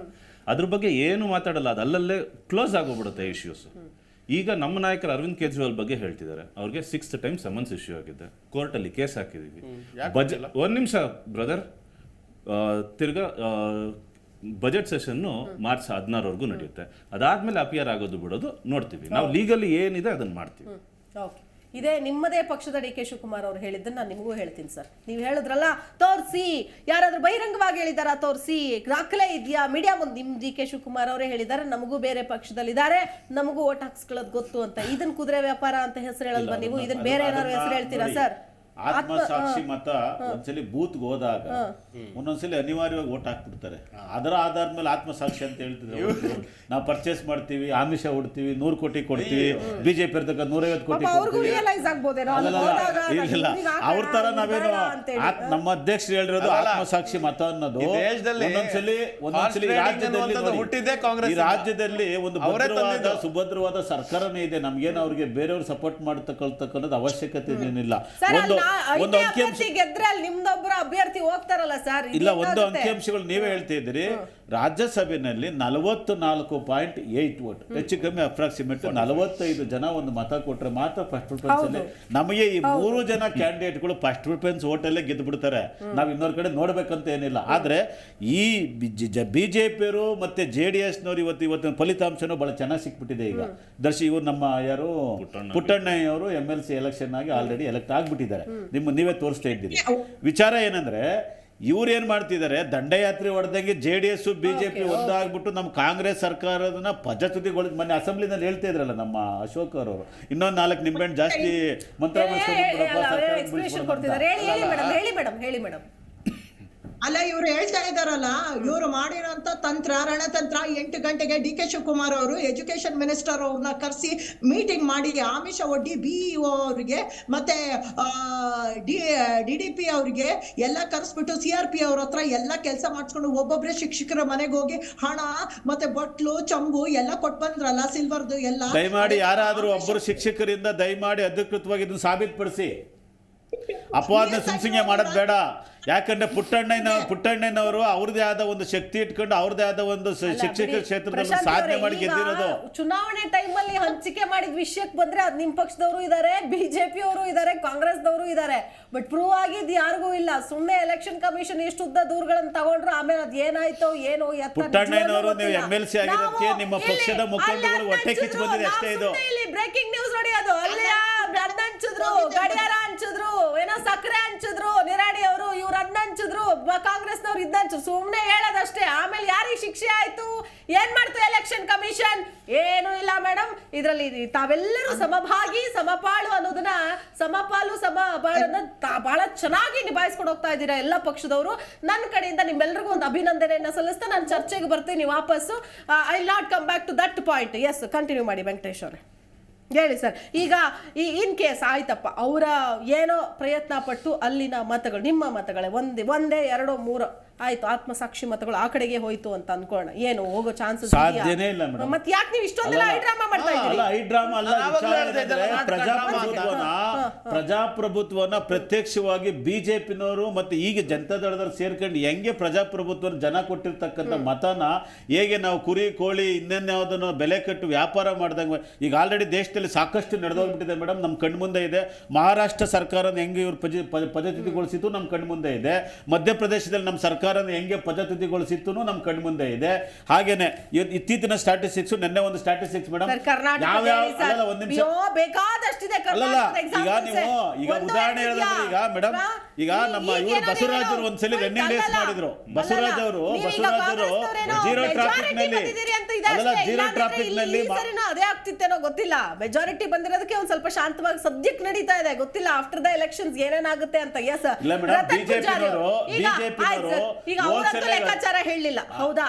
ಈಗ ನೀವು ಆತ್ಮಸಾಕ್ಷಿಗಳ ಮತಗಳು ಬರುತ್ತೆ ಅಂತಾನೆ ಹಾಕಿದ್ದೀರಿ ಅಂತನ, ಯಾವ ಲೆಕ್ಕಾಚಾರದ ಆಧಾರದ ಮೇಲೆ ನೀವು ಹಾಕಿದ್ದೀರಿ 5ನೇ ಅಭ್ಯರ್ಥಿಯನ್ನ? ಸೊ ನೀವು ಬಿಜೆಪಿಗಿಂತ JDS ಅಭ್ಯರ್ಥಿಯವರು, ಸೊ ಮೈತ್ರಿ ಇರೋದ್ರಿಂದ ನಿಮ್ಮ ಅಭ್ಯರ್ಥಿ ಅಂತಾನೆ ನಾವು ಕರಿಬೇಕಾಗತ್ತೆ. ಆಯ್ತು ಸರ್, ಹೆಂಗೆ ಜನಗಳಿಗೆ ಈಗ ಇವರಿಗೆ ಈ ತರದ ಮತಗಳು ಬಂದೇ ಬರುತ್ತೆ, ಗೆದ್ದೇ ಗೆಲ್ತಾರೆ ಅಂತನ, ಅಥವಾ ಇರ್ಲಿ ಅಂತ ಹಾಕಿದ್ದೀವಿ ಅಂತ ಹೇಳ್ತೀರಾ? ಏನ್ ಹೇಳ್ತೀರಿ? ಕುಮಾರಸ್ವಾಮಿ ಅವರಿಗೆ ಕಾನ್ಫಿಡೆನ್ಸ್ ಇಲ್ಲ ಅಂತ ಒಂದ್ ಕಡೆ ಹೇಳ್ತಾರೆ, ಮತ್ತೊಂದ್ ಕಡೆ ಇವ್ರು ನೋಡಿದ್ರೆ ಕುದುರೆ ವ್ಯಾಪಾರ ಅಂತಾರೆ. ಯಾವ ಕಾನ್ಫಿಡೆನ್ಸ್ ಮೇಲೆ ಹಾಗಾದ್ರೆ ಅಭ್ಯರ್ಥಿಯನ್ನ ಆಯ್ಕೆ ಮಾಡೋ ಸಂದರ್ಭದಲ್ಲಿ ಅಥವಾ ಪರ್ಮಿಷನ್ ಈಗ ಎರಡೂ ಪಕ್ಷದವ್ರು ಕುತ್ಕೊಂಡು ಮಾತಾಡಿ ಫೈನಲ್ ಮಾಡಿದ್ಮೇಲೆ 5ನೇ ಅಭ್ಯರ್ಥಿ ಹಾಕಕ್ಕಾಗೋದು, ಇಲ್ಲ ಅಂದ್ರೆ ಅದು ಸಾಧ್ಯನೇ ಆಗ್ತಿರ್ಲಿಲ್ಲ. ಏನ್ ಹೇಳ್ತೀರಿ? ಇಲ್ಲ, ಅದೇ ಟೀಸರ್ ಬಿಟ್ಟಿದ್ದಾರೆ ಮೇಡಮ್, ಮುಂದೆ ಒಂದು ಟೀಸರ್ ಬಿಟ್ಟಿದ್ದಾರೆ, ಏನ್ ಆಗ್ಬೋದು ಅಂತ ಹೇಳ್ಬಿಟ್ಟು ಅವ್ರೇನ್ ಡಿಸ್ಕಷನ್ ಮಾಡಿ ಹಾಕಿದಂಗಿಲ್ಲ. ಹಿಂಗಾದ್ರೆ ಆಲೋಚನೆ ಮಾಡ್ಬಿಟ್ಟಿದ್ದ ತಲೆನಲ್ಲಿ, ಏನಾದ್ರು ಮಾಡೋಣ ನಾವಿಬ್ರು ಸೇರ್ಕೊಂಡು ಏನಾದ್ರೂ ಯುದ್ಧಕ್ಕೆ ಹೋಗೋಣ ಕಾಂಗ್ರೆಸ್ ಸರ್ಕಾರದವ್ರನ್ನ ಏನ್ ಮೇಲೆ ಅಂತ ಒಂದೇನೋ ಮಾತಾಡ್ಕೊಂಡು ಹಾಕಿರ್ಬೇಕಷ್ಟೇ. ನಾನೇನೋ ಹೇಳ್ಬೇಕು ಅನ್ಕೊಂಡಿದ್ದೆ, ಅವರೇ ಹೇಳಿದ್ರು ಅದನ್ನ. ಅದರಿಂದಾಗಿ ನಾವೊಂದು ಅಭ್ಯರ್ಥಿಯನ್ನ ಬಿಡಬಾರದು ಅಂತ ಹಾಕಿದ್ದೀವಿ.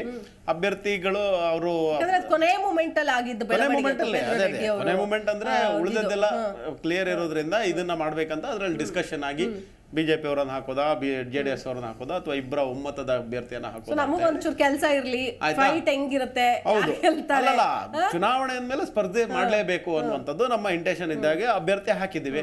ಇನ್ನು ನಾವು ಅದರಲ್ಲಿ ಏನೇನ್ ಪ್ರಯತ್ನ ಮಾಡಬಹುದು, ಗೆಲ್ಲೋಕೆ ಪ್ರಯತ್ನ ನಿಮ್ಮ ಅಭ್ಯರ್ಥಿಗೆ ಮತ ಹಾಕೋದಕ್ಕೆ ಈಗ ಆಲ್ರೆಡಿ ಕಾಂಟ್ಯಾಕ್ಟ್ ಮಾಡಿದ್ದೀರಿ ಸರ್? ಯಾರನ್ನು ಕಾಂಟ್ಯಾಕ್ಟ್ ಮಾಡಿಲ್ಲ.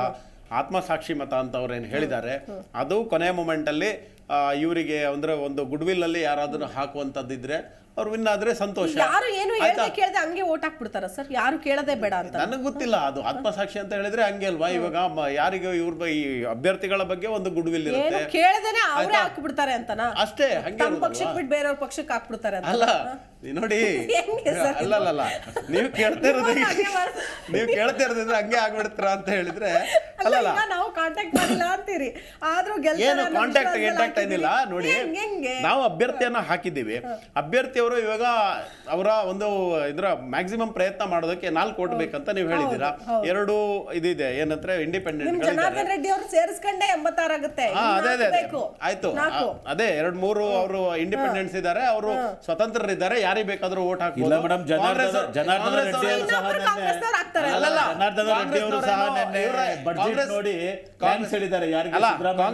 ಇರಿ ಸರ್, ಇರಿ, ನನ್ನ ಪ್ರಶ್ನೆ ಕೇಳಿದ್ರು ಅವರು, ಆಯ್ತಾ? ಕಾಂಗ್ರೆಸ್ನವ್ರೇನು ಇವರೆಲ್ಲರೂ ಇಂಡಿಪೆಂಡೆಂಟ್ ಆದ ತಕ್ಷಣ ನಮ್ಮ ಸರ್ಕಾರ ಇದೆ ಅಂತ ತಕ್ಷಣ ನಮ್ಮ ಜೇಬಲ್ ಇದ್ದಾರೆ ಅಂತ ಅಳ್ಕೊಳ್ಳೋದು ತಪ್ಪು.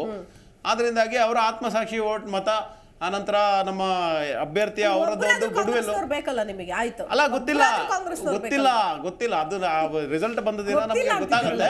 ಆದ್ರೆ ಇವತ್ತು ನಾವು ಅಭ್ಯರ್ಥಿಯನ್ನ ಹಾಕಿದ್ದೇವೆ. ಆ ನಂತರ ಗೆಲ್ಲುವ ಒಂದು 100ಕ್ಕೆ 100ರಷ್ಟು ಶ್ರಮ ಪಡ್ತೇವೆ. ಆ ನಂತರ ಶ್ರಮ ಪಡ್ತೇವೆ.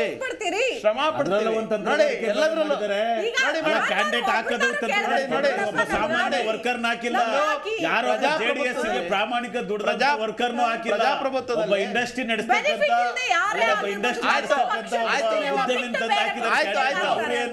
ಒಬ್ಬ ಸಾಮಾನ್ಯ ಕಾರ್ಯಕರ್ತರನ್ನೇನು ಹಾಕಿಲ್ಲ. ಸರಿ, ನೀವು ಸರ್ ಎಷ್ಟು ವರ್ಷದಿಂದ ಕಾಂಗ್ರೆಸ್ ಅಲ್ಲಿ ದುಡ್ದಿದ್ದೀರಾ? ದುಡ್ದಿದ್ದೀವಿ. ಸುಮಾರು ವರ್ಷದ ಕಾರ್ಯಕರ್ತರು ನಿಮ್ಮನ್ನ ನಿಲ್ಲಿಸಬಹುದಿತ್ತಲ್ಲ. ಡೆಲ್ಲಿ ಅಜಯ್ ಮಾಕನ್ ಯಾರು ಗೊತ್ತಿಲ್ಲದಿದ್ದವ್ರನ್ನ ಕರ್ಕೊಂಡು ಬಂದು ಯಾಕೆ ಹಾಕಿದ್ದಾರೆ ಸರ್? ಅದರಲ್ಲಿ ನಿಮ್ ನಿರ್ಮಲಾ ಸೀತಾರಾಮನ್ ಎಲ್ಲಿದ್ರು ಸರ್? ನಿರ್ಮಲಾ ಸೀತಾರಾಮನ್ ಆಯ್ತು,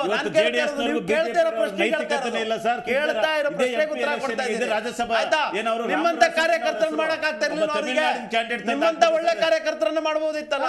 ಅದು ಬಿಟ್ಟು ಅಜಯ್ ಮಾಕನ್, ಹನುಮಂತಯ್ಯ ಅವರನ್ನು ಎಷ್ಟೊಂದು ಏಬಲ್ ಕ್ಯಾಂಡಿಡೇಟ್ ಅವರು, ಅವರನ್ನ ಬಿಟ್ಟು ಅಜಯ್ ಮಾಕನ್ ಯಾಕೆ ಬೇಕಾಗಿತ್ತು? ವ್ಯವಸ್ಥೆ ಎಲ್ಲ ನೋಸ ನಮಗೂ ಅವಕಾಶ ಅಲ್ಲಲ್ಲ, ಕೊಡ್ತಾರೆ, ಹನುಮಂತಯ್ಯನವರಂತ ಅವ್ರಿಗಿಂತ ಒಳ್ಳೆ ಕ್ಯಾಂಡಿಡೇಟ್ ಇದ್ದಾರಾ? ಜೆಡಿಎಸ್ ಅವ್ರಿಗಿಂತ ಒಳ್ಳೆ ನಾಲೆಜ್ ಅವರಿದ್ದಾರಾ? ಅವ್ರಿಗಿಂತ ಜಾಸ್ತಿ ಕರ್ನಾಟಕಕ್ಕೆ ಕಾಂಟ್ರಿಬ್ಯೂಷನ್ ಕೊಟ್ಟವರಿದ್ದಾರಾ? ಅವ್ರಿಗಿಂತ ಜಾಸ್ತಿ ಕನ್ನಡಕ್ಕೆ ಕಾಂಟ್ರಿಬ್ಯೂಷನ್ ಕೊಟ್ಟವರಿದ್ದಾರಾ? ಅದು ಬಿಟ್ಟು ಅಜಯ್ ಮಾಕನವ್ರನ್ನ ಯಾಕೆ ಕರ್ಕೊಂಡ್ ಬಂದ್ರೆ? ನಿಮ್ಮಂತ ಒಳ್ಳೆ ಕಾರ್ಯಕರ್ತರು ಕೊಡ್ಬೋದಿತ್ತಲ್ವಾ? ಸರ್ ಬಿಜೆಪಿನಲ್ಲಿ ದುಡಿದಂತ ಸಾಕಷ್ಟು ಜನ ಕಾರ್ಯಕರ್ತರು ಸರ್, ನಿಮ್ಗೆ ನಿರ್ಮಲಾ ಸೀತಾರಾಮನ್ ಯಾಕೆ ಬೇಕಾಗಿತ್ತು ಸರ್? ಆಮೇಲೆ ಅದು ಬಿಟ್ಬಿಟ್ಟು ನಮ್ಮ ಇವರು ಯಾರ್ಯಾರು ಇತ್ತೀಚೆಗೆ ರಾಜೀವ್ ಚಂದ್ರಶೇಖರ್ ಅವರಿಷ್ಟ ಉಮೇಶ್ ಬಾಬು ಅವ್ರು ಈಗ ಇವ್ರು ಹೇಳ್ತಾ ಇದ್ದಾರೆ, ನನಗೆ ಗೊತ್ತಿಲ್ಲ ಇದು ಈ ಆತ್ಮಸಾಕ್ಷಿ ಅನ್ನೋದು ಎಲ್ಲಿಂದ ಯಾವಾಗ ಹೆಂಗ್ ವರ್ಕೌಟ್ ಆಗುತ್ತೆ ಅನ್ನೋದನ್ನ ನಾವು ಬಹುಶಃ ಈ ಚುನಾವಣೆ ದಿನಾನೇ ನೋಡ್ಬೇಕಾಗತ್ತೆ. ಫೆಬ್ರವರಿ 27ನೇ ತಾರೀಕಿಂದೇ ಗೊತ್ತಾಗುತ್ತೆ ಯಾರ ಆತ್ಮಸಾಕ್ಷಿ ಎಲ್ಲಿ ಯಾವಾಗ ಹೆಂಗ್ ವರ್ಕೌಟ್ ಆಯ್ತು ಅಂತ. ಈ ಆತ್ಮಸಾಕ್ಷಿಗೆ ಏನು ನಿರೀಕ್ಷೆ ಇರಲ್ವಾ? ಹಾಗಾದ್ರೆ ಯಾವ ತರ ಇರುತ್ತೆ, ಎಲ್ಲಿ ಹೆಂಗ್ ವರ್ಕೌಟ್ ಆಗುತ್ತೆ, ಏನಾದ್ರು ಹೇಳ್ತೀರಾ? ಅಂತಿಮವಾಗಿ ಏನು ಹೇಳ್ತೀರಿ? ಬಿಜೆಪಿನವರು ಟೆಕ್ನಿಕ್ಯಾಲಿಟೀಸ್ ಅಲ್ಲಿ ಭಾರಿ ಸ್ಟ್ರಾಂಗ್ ಇದ್ದಾರೆ. ಯಾವಾಗ ಇಲ್ಲಿ ಅವ್ರಿಗೆ ಇನ್ನೊಂದು ಕ್ಯಾಂಡಿಡೇಟ್ ಹಾಕೋದಕ್ಕಾಗಿಲ್ಲ, 5th ಕ್ಯಾಂಡಿಡೇಟ್ ಆಗಿ JDS ಅವರು ತಗೊಂಡ್ಬಂದ್ರು. ಅವ್ರನ್ನೇ ಬೇಕಿದ್ರೆ ಇವಾಗ ನಾರಾಯಣ್ ಬಾಂಡ್ಗೆ ಅವ್ರು ಕೊಟ್ಟಿದಾರಲ್ಲ ಟಿಕೆಟ್, ಫೋರ್ತ್ ಇವ್ರು ಕೊಟ್ಬಿಟ್ಟು ಯಾರು ಕುಪೇಂದ್ರ ರೆಡ್ಡಿ ಅವ್ರಿಗೆ, ಅವ್ರನ್ನ ಗೆಲ್ಲಿಸ್ಕೊಂಡು ಇವ್ರನ್ನ 5th ಮಾಡ್ತಾರ? ಅದು ಮಾಡಲ್ಲ. ಪಾಪ ದಕ್ಷಿಣ ಭಾರತದಲ್ಲಿ ಬಿಜೆಪಿ ಅವ್ರನ್ನ ಕರ್ಕೊಂಡ್ಬಂದಿದ್ದೆ ನಮ್ಮ ಕುಮಾರಣ್ಣ ಅವರು. ಅವ್ರು ಕರ್ಕೊಂಡ್ಬಂದ್ರು, ಇಲ್ಲಿ ಬೇರೆ ಉರ್ಕೊಂಡು ಬಿದ್ದ್ಬಿಟ್ಟಿದ್ದಾರೆ. ನಮ್ಮ ಕರ್ನಾಟಕದ ಜನತೆಯನ್ನ ಪ್ರತಿದಿನ ಹೇಳ್ತಾ ಇದ್ದಾರೆ ಪವರ್ ಯಡಿಯೂರಪ್ಪ ಸರ್ಕಾರ ರಚನೆ ಮಾಡ್ಲಿಕ್ಕೆ ಅವಕಾಶ ಸಮ್ಮಿಶ್ರ ಸರ್ಕಾರ ಮಾಡಿ ಸಮ್ಮಿಶ್ರ ಸರ್ಕಾರದಲ್ಲಿ ನಮ್ದು ಶಕ್ತಿ ಇತ್ತು, ಇತ್ತು. ಒಟ್ಟಿಗೆ ಮಾಡಿದ್ವಿ. ಕರ್ನಾಟಕದ ಜನತೆ ಒಂದು ಅರ್ಥ ಮಾಡ್ಕೋಬೇಕು. ಬಿಜೆಪಿಗೆ ವೋಟ್ ಹಾಕಿದ್ರೆ ಬಿಡಿ, ಆಮೇಲೆ ಈ ರೀತಿ ಒಂದು ಹೈ ಡ್ರಾಮಾ ಇದ್ದೇ ಬೀಳ್ಸಿದ್ರಲ್ಲ ಅವರು. ಎಸ್, ಅಂತಿಮವಾಗಿ ಏನ್ ಹೇಳ್ತೀರಿ ಪ್ರಶಾಂತಿ ಮೇಡಮ್? ಅಲ್ಲ, ನಾವು ಚುನಾವಣೆ ಆಗತ್ತಂತೆ ಏನು ಹೇಳಕ್ಕಾಗಲ್ಲ ಪಾಪ. ನೋಡಿ ಅವ್ರುಗಳು ಮಾಡೋದು ಡಿಸಿಷನ್ಸ್, ಪಾಪ ನೀವೆಲ್ಲ ಪಕ್ಷದ ಪರವಾಗಿ ಬಂದ ಏನಿಲ್ಲ, ಇಲ್ಲ. ನೋಡಿ 5 ಕ್ಯಾಂಡಿಡೇಟ್ ಹಾಕಿದೀವಿ, ಆಯ್ತಾ? ಆನಂತರ 2-3 ಜನ ಇಂಡಿಪೆಂಡೆಂಟ್ ಇದ್ದಾರೆ. ಏನಾದ್ರು ಮಾಡ್ಬೋದಾ, ಏನಾದ್ರು ದಂಡಯಾತ್ರೆ ಹೊಡೆಯೋದಂತ ಟ್ರೈ ಮಾಡ್ತಾವ್ರೆ. 2-3 ಜನ ಇಂಡಿಪೆಂಡೆಂಟ್ ಇದ್ದಾರೆ. ಪ್ರಶಾಂತಿ ಅವರು, 1 ಸೆಕೆಂಡ್. ಪ್ರಶಾಂತಿ ಮೇಡಮ್ ಹೇಳಿ. ನೋಡಿ, ಇದು ನಡೀತಾನೆ ಇರುತ್ತೆ ಅಕಾರ್ಡಿಂಗ್ ಟು ಲಾ. ಯಾವ ರೀತಿ ನಡಿಬೇಕೋ ಇದು ಚುನಾವಣೆ ನಡೆಯುತ್ತೆ. ಆದ್ರೆ ಕಾಂಗ್ರೆಸ್ ಅವ್ರನ್ನ ಯಾವ ಕಾರಣಕ್ಕೂ ನಂಬಕ್ಕಾಗಲ್ಲ. ಯಾಕಂದ್ರೆ ಇನ್ನೇನ್ ನಾಳೆ ಇದೆ ಅಂದಾಗ ಈ ಗಿಫ್ಟ್, ಈ ಆಮಿಷಗಳು ಕೊಡುವಂಥದ್ದು, ಕರ್ಕೊಂಡು ಹೋಗುವಂಥದ್ದು, ಪಕ್ಷ ಸಡನ್ ಚೇಂಜಸ್ ಮಾಡೋದೇ ಇವರು. ಅವರು ಹೆಸರುವಾಸಿ, ಅದಕ್ಕೆ ಅವ್ರದ್ದು ಇತಿಹಾಸಗಳೇ ಆ ತರ ಇದೆ. ಸೊ ನಾವು ನಮ್ಮದು ಏನ ನಡೀತಾ ಇದೆಯೋ ಆ ರೀತಿ ನಡೆಸ್ಕೊಂಡು ಹೋಗ್ತಾ ಇದೀವಿ. ಸೊ ಚುನಾವಣೆ ಆಗುತ್ತೆ ಫೆಬ್ರವರಿ 27 ಆಗೋ ತನಕ ಏನು ಹೇಳಕ್ಕಾಗಲ್ಲ. ಕರೆಕ್ಟ್ ಆಗಿ ಹೇಳಿದ್ರಿ ನೀವು. ಎಸ್, ಏನ್ ಹೇಳ್ತೀರಿ ರತನ್ ಅವ್ರು? ಸೊ ಕುಪೇಂದ್ರ ರೆಡ್ಡಿ ಅವ್ರು ಗೆಲ್ಸ್ಕೊಂಡು ಬರುವಂತಹ ಪ್ರಯತ್ನದಲ್ಲಿ ಇದೀರಾ? ಏನ್ ಕತೆ? ನೋಡಿ, ನೀವೇ ಹೇಳಿದಾಗೆ ಒಂದು ಅಭ್ಯರ್ಥಿಯನ್ನ ನಾವು ಹಾಕಬೇಕಾಗಿತ್ತು. ಅನಂತರ ಪ್ರಜಾಪ್ರಭುತ್ವದಲ್ಲಿ ನಾವು ಅಭ್ಯರ್ಥಿಯನ್ನ ಹಾಕಿಲ್ಲ ಅಂತ ಆಗಬಾರ್ದು. ಅದರಿಂದಾಗಿ ಅಭ್ಯರ್ಥಿಯನ್ನ ಹಾಕಿದ್ದೇವೆ. ಆನಂತರ ಗೆಲ್ಲುವಕ್ಕೆ 100ಕ್ಕೆ 100ರಷ್ಟು ಶ್ರಮವನ್ನು ಪಡ್ತೀವಿ. ಹಾಗೂ ಕುಪೇಂದ್ರ ರೆಡ್ಡಿ ಅವರ ಒಂದು ಸ್ವಂತ ಬಲ ಏನಿದೆ, ಆನಂತರ ಅವರಿಗೆ ಏನು ಒಂದಿಷ್ಟು ಗುಡ್ವಿಲ್ ಇದೆ, ಅದರ ಮೂಲಕ ಅವರು ಕೂಡ ಒಂದಿಷ್ಟು ಉತ್ತಮವಾದಂಥ ಇದು ಶ್ರಮವನ್ನು ಹಾಕ್ತಿದ್ದಾರೆ. ರಿಸಲ್ಟ್ ಏನು ಬರುತ್ತೆ ಅಲ್ಲಲ್ಲ, ಇಂಡಿಪೆಂಡೆಂಟ್